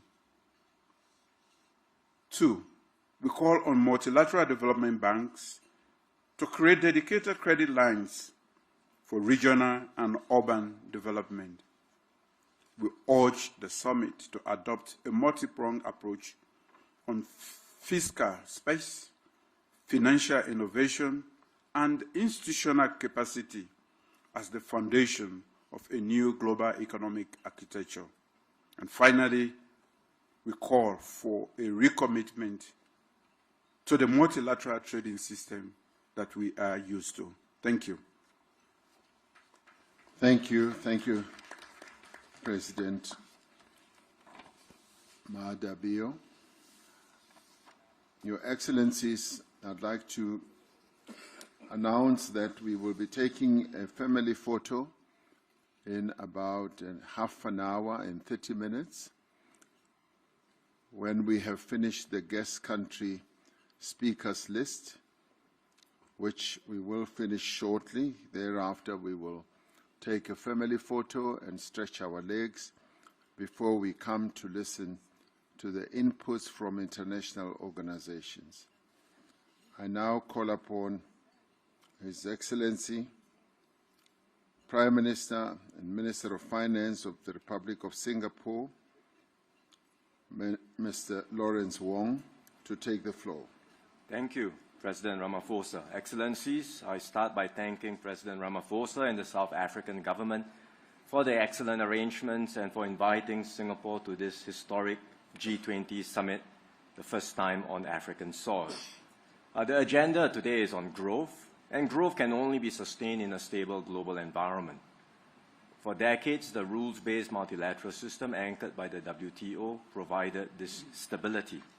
But the system is now under severe strain. One reason is that the system has been optimized for efficiency in a different era, and it has not caught up with the realities of today's world, realities like digital trade, as well as the fact that interdependencies are increasingly being seen as vulnerabilities and are open to being weaponized or used as leverage in moments of dispute. Understandably, countries are taking actions to protect themselves and to prioritize resilience and security. Yet, if every nation goes its own way, the global system will unravel even more quickly. And when that happens, everyone will be worse off. And the heaviest burden will fall on the developing nations. So we do need to reform and update the global system to ensure it addresses the strategic realities of our time. First, we must recommit to the core foundations which remain relevant today, and that means upholding international law and the norms and practices that guide state behavior. That is critical to continued peace and stability in the world. Second, we must reform the current system, be it the WTO or other global institutions. We cannot be paralyzed by old ways of doing things. We all have to get behind the urgent reforms that are needed in the WTO so that it becomes more effective and outcome-oriented. We should complement the WTO with flexible multilateral approaches, and that's why Singapore supports minilaterals and plurilaterals, which can serve as important pathfinders towards updating global rules. Third, we should build new partnerships, and as several colleagues have talked about just now, we are making progress with partnerships and dialogues between the CPTPP and ASEAN, as well as the CPTPP and the EU. In fact, 2 days ago, ministers came together and had a very productive trade and investment dialogue covering issues like trade and investment facilitation, digital trade, and supply chain resilience. In the same regard, we should look at ways in which we can bring the free trade areas and the free trade blocks in Africa closer with Southeast Asia and ASEAN. Recently, Singapore also joined with other countries like New Zealand, Switzerland, and the UAE to launch a new framework called the Future of Investment and Trade Partnership that brings together small and medium-sized economies to keep up the momentum of trade liberalization. All of these efforts can form the foundations of a more resilient and secure multilateral trading system. To be clear, building a new global economic architecture will require significant effort and considerable political will. Multiple efforts are already underway, as I described just now. The G20 can and should play a key leadership role in coordinating these efforts. And Singapore stands ready to do our part and work with all members towards this objective. Thank you, Chair. Thank you. Thank you, Prime Minister Wong. I now move on and request His Excellency, the Prime Minister of the Socialist Republic of Vietnam, Mr. Pham Minh Chinh, to take the floor. Thưa Ngài Ramaphosa, thưa các nhà lãnh đạo và quý vị đại biểu, tôi xin chúc mừng Ngài Tổng thống và Chính phủ Nam Phi đã đảm nhận vai trò Chủ tịch G20 năm 2015 và đánh giá cao chủ đề đoàn kết, bình đẳng, phát triển bền vững. Thế giới đang trải qua những thay đổi sâu sắc mang tính thời đại. Nhiều vấn đề chưa có tiền lệ mang tính toàn dân, toàn diện và toàn cầu. Trong bối cảnh đó, quản trị toàn cầu cần hướng tới mục tiêu trọng tâm là duy trì hòa bình, ổn định và phát triển bao trùm toàn diện. Nguyên tắc quan trọng nhất là tôn trọng, bình đẳng, cùng có lợi dựa trên luật lệ và thông lệ quốc tế. Đoàn kết, hợp tác, đối thoại nhằm tạo ra sức mạnh, đem lại lợi ích, củng cố niềm tin. Cách tiếp cận xuyên suốt là toàn dân, toàn diện, toàn cầu, đặt con người ở vị trí trung tâm. Với phương châm đoàn kết để có sức mạnh, hợp tác để có lợi ích, đối thoại để có lòng tin, tôi xin đề xuất G20 thúc đẩy 3 cái đảm bảo chiến lược sau đây. Một là đảm bảo ổn định để phát triển trong quan hệ quốc tế, chính trị, thế giới và kinh tế vĩ mô toàn cầu. G20 cần đi đầu xây dựng cơ chế tăng cường đoàn kết, hợp tác quốc tế, tôn trọng lẫn nhau, tìm giải pháp phù hợp giải quyết các xung đột, tạo môi trường thuận lợi cho phát triển, phối hợp chính sách để ngăn ngừa rủi ro hệ thống, ứng phó khủng hoảng, hạn chế rào cản thương mại, giảm thiểu phân mảnh, thuế cung ứng, thúc đẩy các sáng kiến, chuyển đổi nợ, đảm bảo ổn định vĩ mô toàn cầu. Hai là đảm bảo hệ thống thương mại đa phương dựa trên luật lệ với trung tâm là WTO, hệ thống tài chính toàn cầu cân bằng, minh bạch, cởi mở, quyền tiếp cận bình đẳng về khoa học, công nghệ và tài chính cho phát triển. Tôi đề nghị G20 tăng cường hợp tác, đấu tranh không chính trị hóa khoa học và thương mại, hỗ trợ các nước đang phát triển bằng cách chính sách thương mại công bằng, hài hòa lợi ích, phát triển hệ thống tài chính hiệu quả và nâng cao năng lực chuyển đổi số, đáp ứng tốt hơn yêu cầu phát triển nhanh và bền vững của các quốc gia, thúc đẩy cải tổ toàn diện WTO để hoạt động tích cực, hiệu quả hơn. Ba là đảm bảo quản trị toàn cầu linh hoạt, hiệu quả, tạo nên hệ sinh thái cho phát triển mạnh mẽ trong kỷ nguyên chuyển đổi số, chuyển đổi xanh. Tôi mong G20 cùng các cơ chế đa phương tăng cường đối thoại, xây dựng khuôn khổ quản trị toàn cầu, hài hòa giữa kinh tế, xã hội và môi trường, giữa hiện tại và tương lai, công bằng, cân bằng lợi ích giữa các nền kinh tế với nhau, thúc đẩy hợp tác về trí tuệ nhân tạo, biến đổi khí hậu, phòng chống thiên tai, dịch bệnh. Thưa quý vị, cố Tổng thống Nelson Mandela từng nói, chừng nào nghèo đói, bất công và bất bình đẳng vẫn còn tồn tại trên thế giới, không ai trong chúng ta có thể thực sự nghỉ ngơi. Việt Nam sẵn sàng hợp tác tích cực, bình đẳng, cùng có lợi với các nước G20 và cộng đồng quốc tế vì một thế giới hòa bình, văn minh, thịnh vượng, phát triển bền vững và bao trùm, không để ai bị bỏ lại phía sau, để mọi người dân đều được hưởng từ thành quả của phát triển và hội nhập quốc tế sâu rộng, thực chất và hiệu quả. Xin trân trọng cảm ơn. Thank you very much. Thank you, Prime Minister. I now call upon His Excellency Mr. Sifi Grieb, Prime Minister of the People's Democratic Republic of Algeria, to take the floor. شكرا سيد الرئيس سيريل رامافوزا. اسمحوا لي أولا أن أنقل إليكم تحيات رئيس الجمهورية السيد عبد المجيد تبون الذي شرفني بإلقاء الكلمة التي يوجهها لهذه القمة.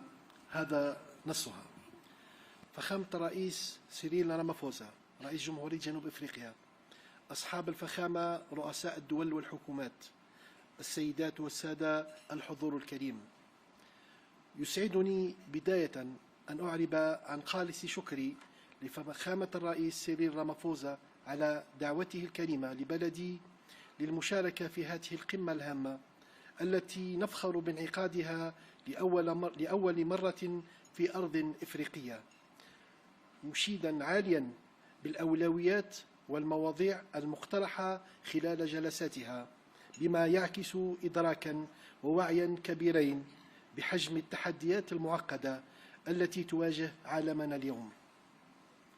على الصعيدين السياسي الاقتصادي، وتؤثر أيما تأثير على التجانس العالمي إن لم يتم التكفل بها بشكل جدي جماعي وسريع.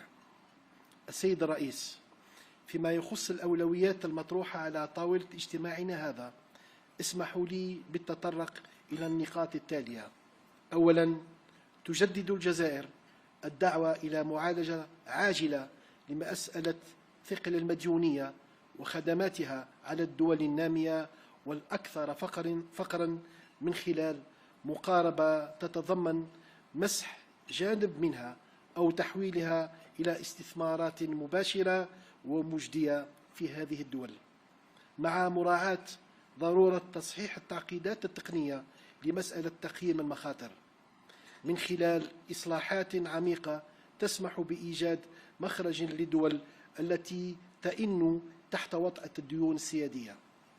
ثانياً، تضم الجزائر صوتها إلى أصوات الدول الداعية إلى إصلاح المنظمات المالية الدولية ضمن مقاربة حوكمة اقتصادية ومالية راشدة من خلال مراجعة آليات اتخاذ القرار بشكل يضمن تمثيلاً عادلاً ومنصفاً وشفافاً للدول النامية والقارة الإفريقية في هيئات تسيير هذه المؤسسات.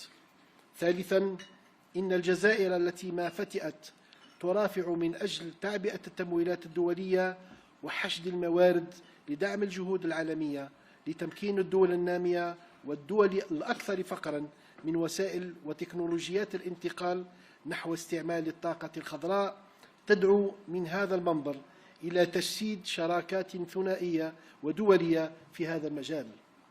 رابعاً، تؤيد الجزائر جميع المبادرات الرامية إلى الرفع من حجم التمويلات المخصصة للوقاية من المخاطر الكبرى والاستجابة السريعة للكوارث، وتدعو إلى حث المؤسسات المالية والبنوك الدولية للتفكير في آلية تمويل تفعل في حال ما إذا طلبت إحدى البلدان المتضررة ذلك. السيد الرئيس، لقد شهد العالم قرابة عامين متتاليين الجرائم الشنعاء التي ارتكبت في حق الشعب الفلسطيني الأعزل، وعاين حجم الدمار الذي خلفته هذه الحرب الهمجية، الأمر الذي يدفعنا للإعراب عن أملنا في أن تبادر الدول مجموعة ال20 بإطلاق تعبئة عامة قصد بناء غد أفضل للشعب الفلسطيني، مؤكدا التزام بلادي بإعلان انضمامها إلى كل خطوة قد تتخذها بهذا الصدد. أشكركم على حسن الإصغاء.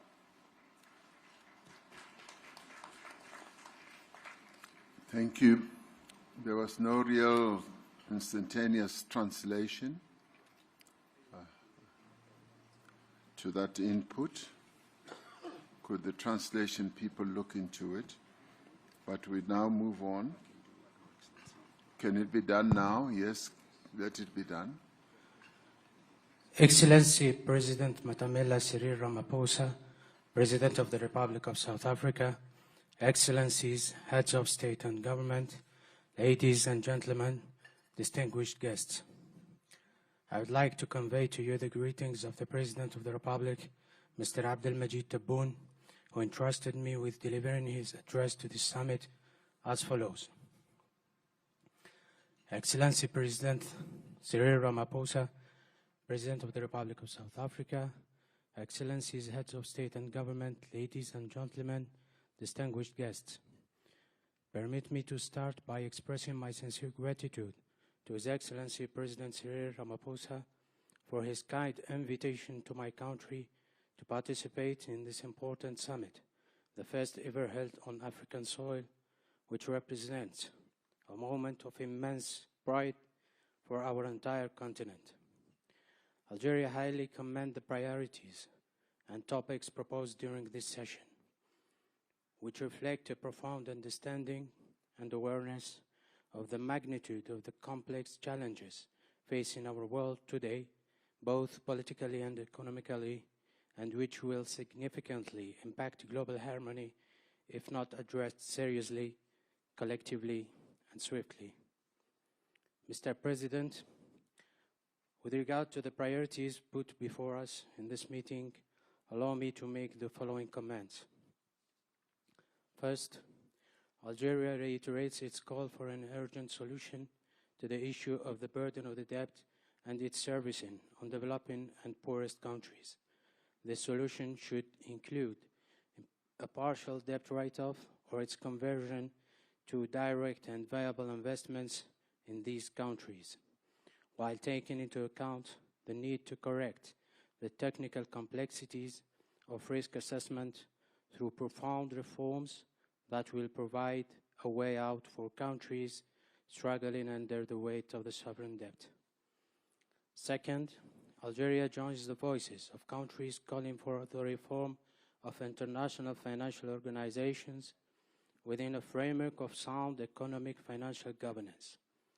This includes reviewing decision-making mechanisms to ensure fair, equitable, and transparent representation for developing countries and the African continent within the governing bodies of these institutions. Third, Algeria, which has consistently advocated for mobilizing international funding and resources to support global efforts to empower developing countries and the poorest nations with the means and technologies of green energy transition, calls for the establishment of bilateral and international partnerships in this field. Fourth, Algeria supports all initiatives aimed at increasing funding allocated to major risk prevention and rapid disaster response, and calls for urging international financial institutions and banks to consider a financing mechanism that can be activated should an affected country request it.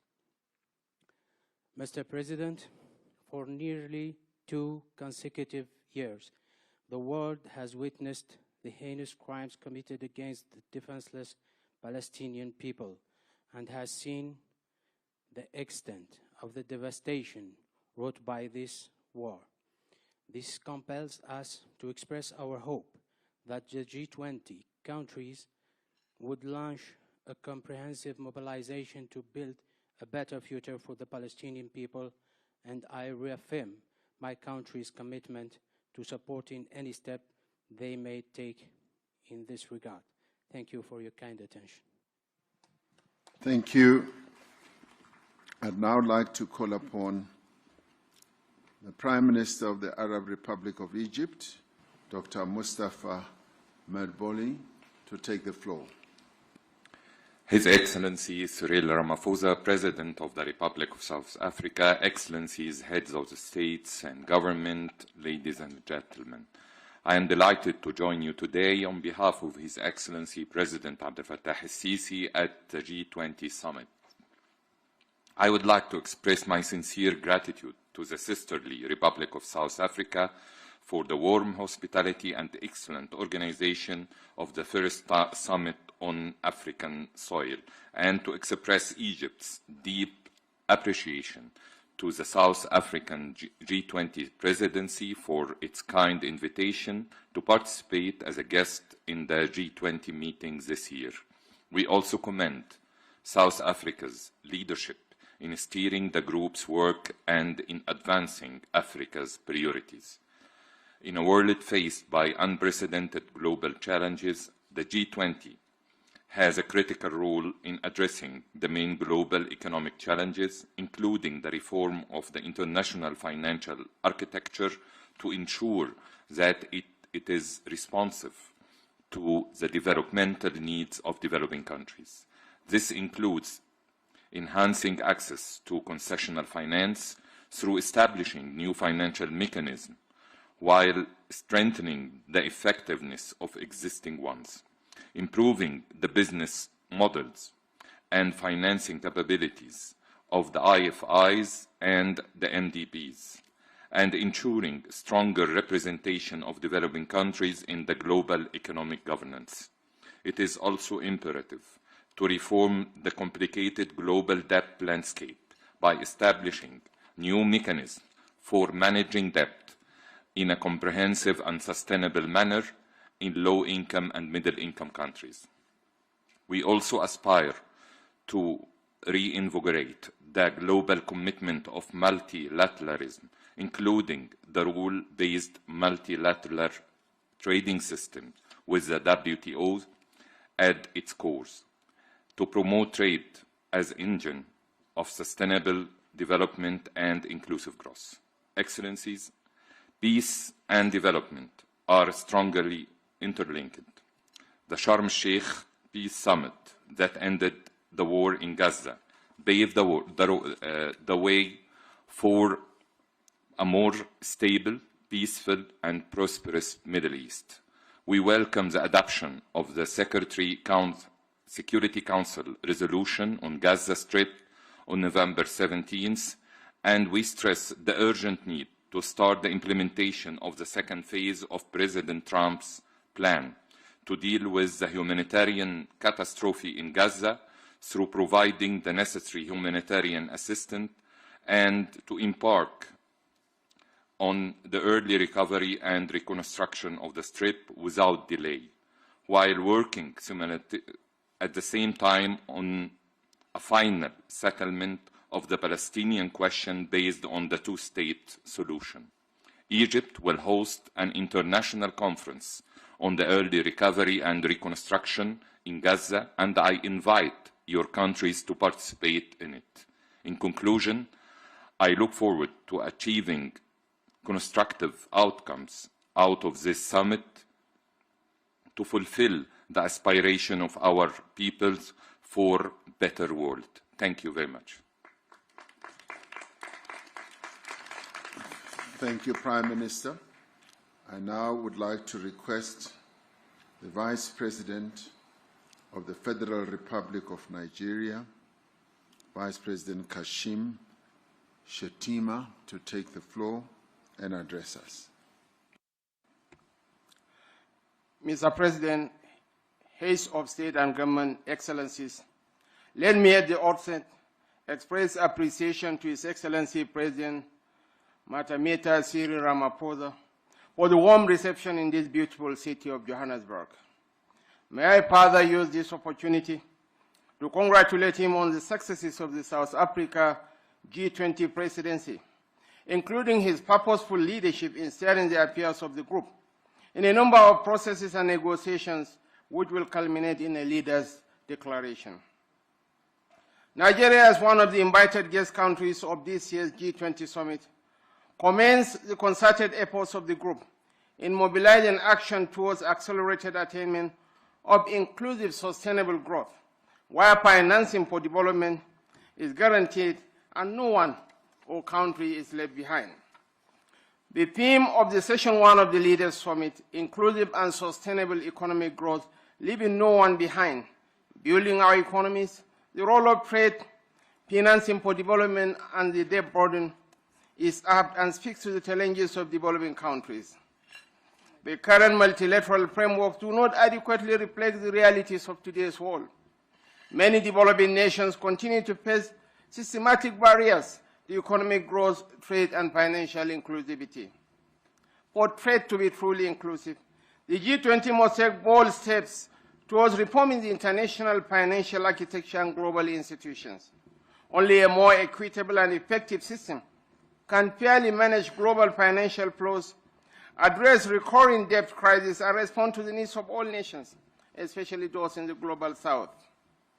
Africa cannot realize the positive paradigm shift we seek in its development trajectory without a collective resolve of the G20. Together, we must confront the persistent regional challenges before us, most notably the urgent need for sustainable financing to ensure effective implementation of our developmental priorities. Across many regions, rising debt burdens continue to constrain economic progress and transform local challenges into global vulnerabilities. Ensuring debt sustainability, while responsibly leveraging critical minerals for inclusive and enduring development, must remain central priorities for the G20. The G20 must, in the adoption of the Leaders' Declaration, take very seriously the need to advance policies that drive sustainable growth, promote financial inclusion and tackle emerging risks. This includes support for indigenous production, export from Africa, and mechanism to enhance significant increase in FDI flows to the African region. Nigeria has in recent times demonstrated its readiness for both foreign direct and portfolio investments. This progress is driven in part by the fiscal policies introduced by the present administration, all aimed at enhancing the ease of doing business in Nigeria. We are committed to establishing 1,000 active businesses in each ward in Nigeria, with a clear objective of stimulating our local economy through grassroots empowerment, skills acquisition, and job creation. We commend the efforts of the World Trade Organization and its leadership for providing technical assistance to boost fair trade, including through the Women Exporters in the Digital Economy Fund launched in 2024. This initiative has provided grants and technical support to women entrepreneurs and strengthened their digital capabilities and access to global markets. Mr. President, as I conclude, I reaffirm Nigeria's unalloyed commitment to the G20. Let us continue to work side by side, shaping an economic future that uplifts every nation and leaves no one or country behind. I thank you. Thank you very much, Vice President. I now ask His Excellency, the Vice President of the Republic of Zimbabwe, His Excellency Constantino Chiwenga, to take the floor. Your Excellency President Matamela Cyril Ramaphosa, Your Excellencies, Zimbabwe joins others to thank the President of South Africa's G20 Chair. Excellencies, Zimbabwe appreciates the opportunity to engage with the G20 as we collectively chart a trajectory towards inclusive and sustainable economic growth. Over the past few years, our global economies have faced multiple shocks and geopolitical tensions that have disrupted global supply chains. Our shared vision should therefore be one of building resilient and innovative economies that deliver prosperity for all. In Zimbabwe, our national strategy is firmly aligned with the 2030 Agenda and the African Union's Agenda 2063. Our focus is on 1, value addition industrialization by moving up global value chain, and 2, human capital development by creating decent jobs, empowering youth and women, strengthening and formalizing SMEs as essential drivers for inclusive growth, and 3, structural reforms by enhancing the ease of doing business, including the use of artificial intelligence, strengthening governance and improving transparency across value chains. And 4, climate resilience, accelerating investments in renewable energy, decarbonization, climate adaptation, and water security to safeguard our development trajectory from systematic shocks.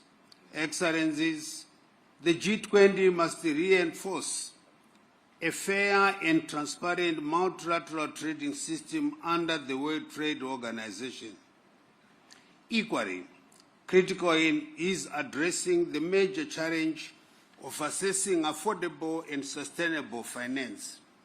We welcome efforts to reform the international financial system and propose recapitalization of multilateral development banks to expand concessional and climate finance. 2, promotion of innovative financing through active promotion of mechanisms such as the green bonds, blended finance and diaspora investments. And third, curbing illicit flows by strengthening efforts against illicit financial flows, tax evasion, and profit shifting to enhance domestic resource mobilization in developing countries. The growing debt burden continues to constrain development. Many nations are forced to choose between servicing debt and funding essential social services. We urgently need a comprehensive and equitable debt resolution approach. We encourage innovative solutions such as debt for climate, debt for development swaps. These measures are crucial to restoring debt sustainability while supporting long-term growth and resilience. Furthermore, the G20 Common Framework for Debt Treatments requires significant strengthening. In view of this, Zimbabwe seeks inclusion and active participation in an improved G20 Common Framework for the debt treatment process. We are ready to engage constructively to that end. The journey for inclusive and sustainable growth demands political will and an unwavering commitment to equitable development. Let us reaffirm our collective commitment to building a stronger, fairer, greener, and more humane global economy that truly leaves no one behind. I thank you.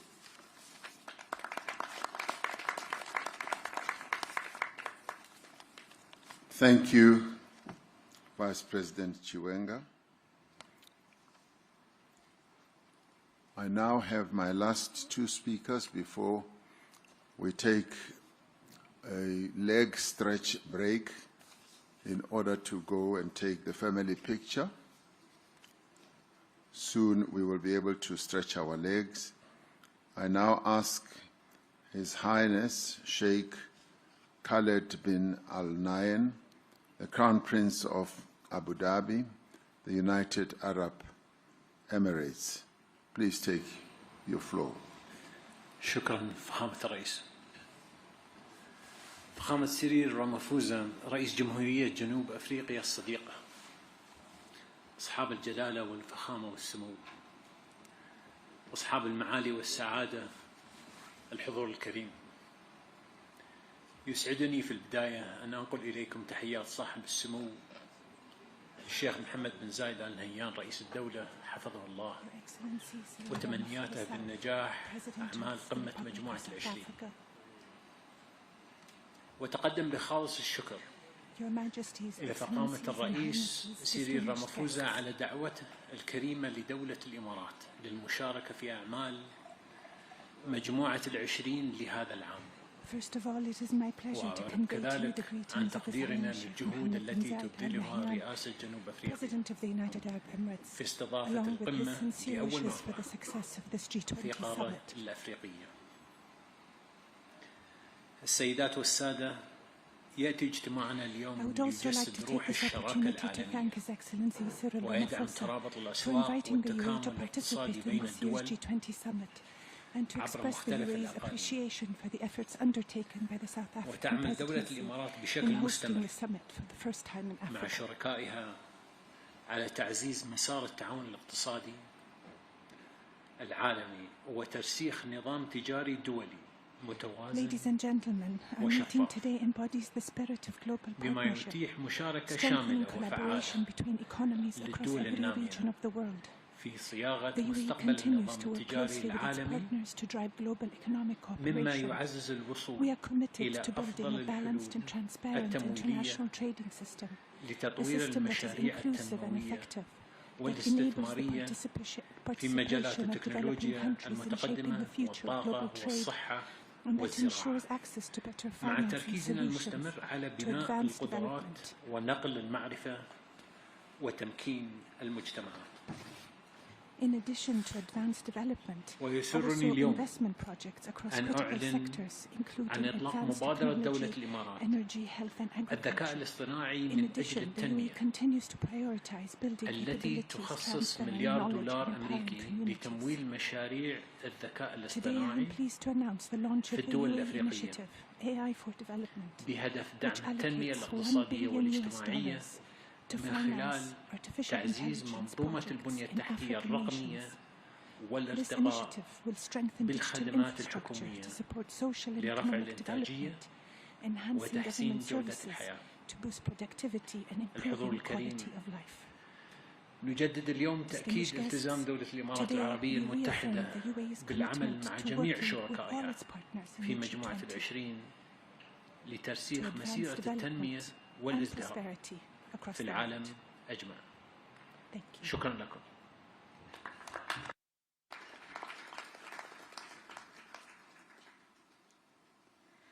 Thank you, Your Highness.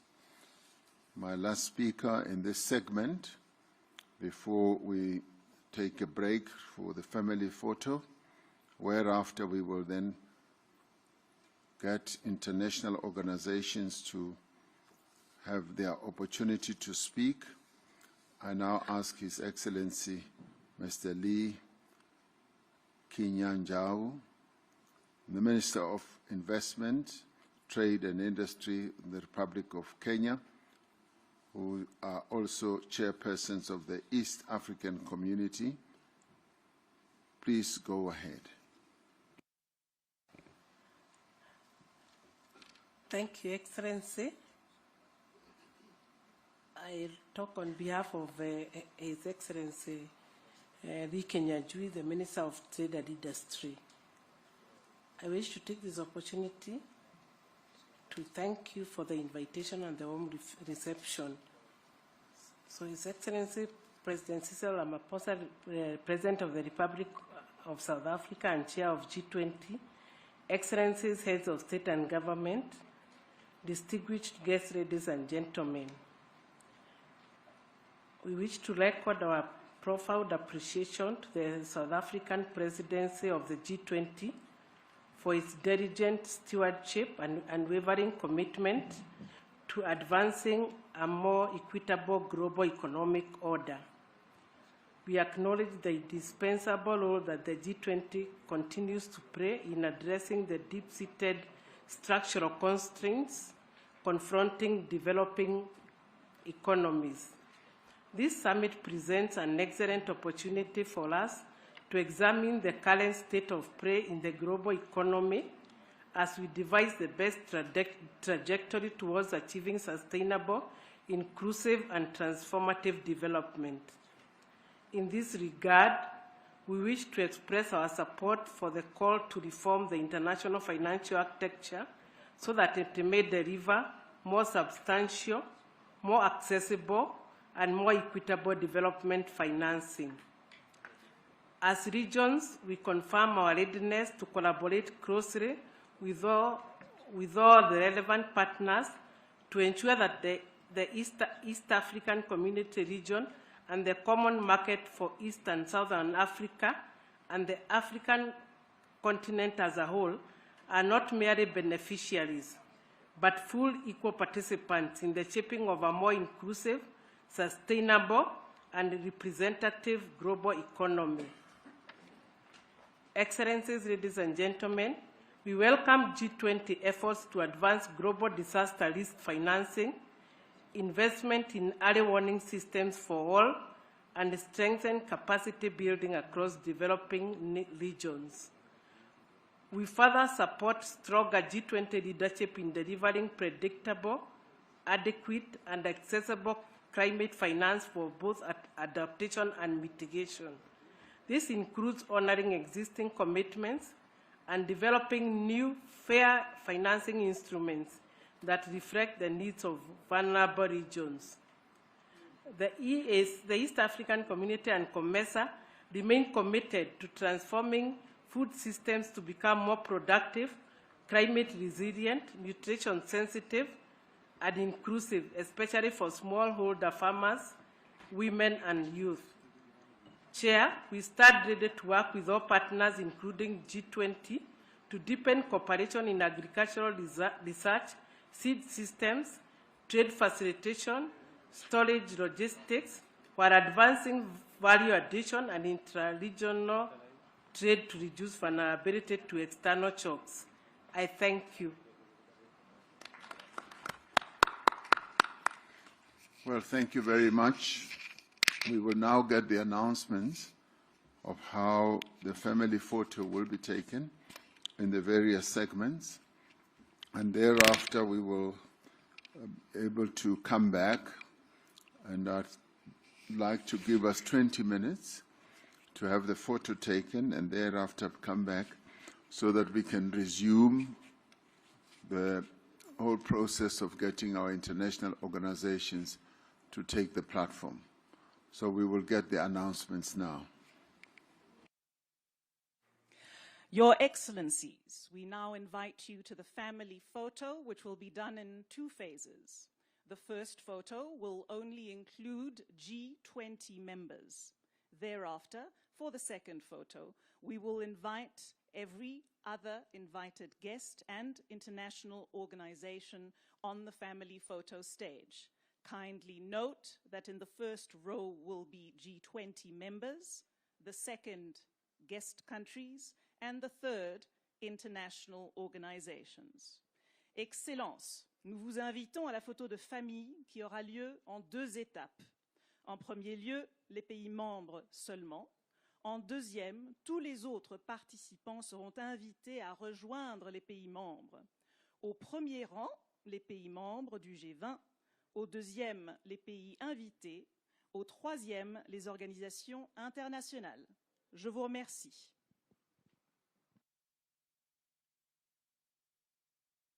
Thank you. Let us proceed.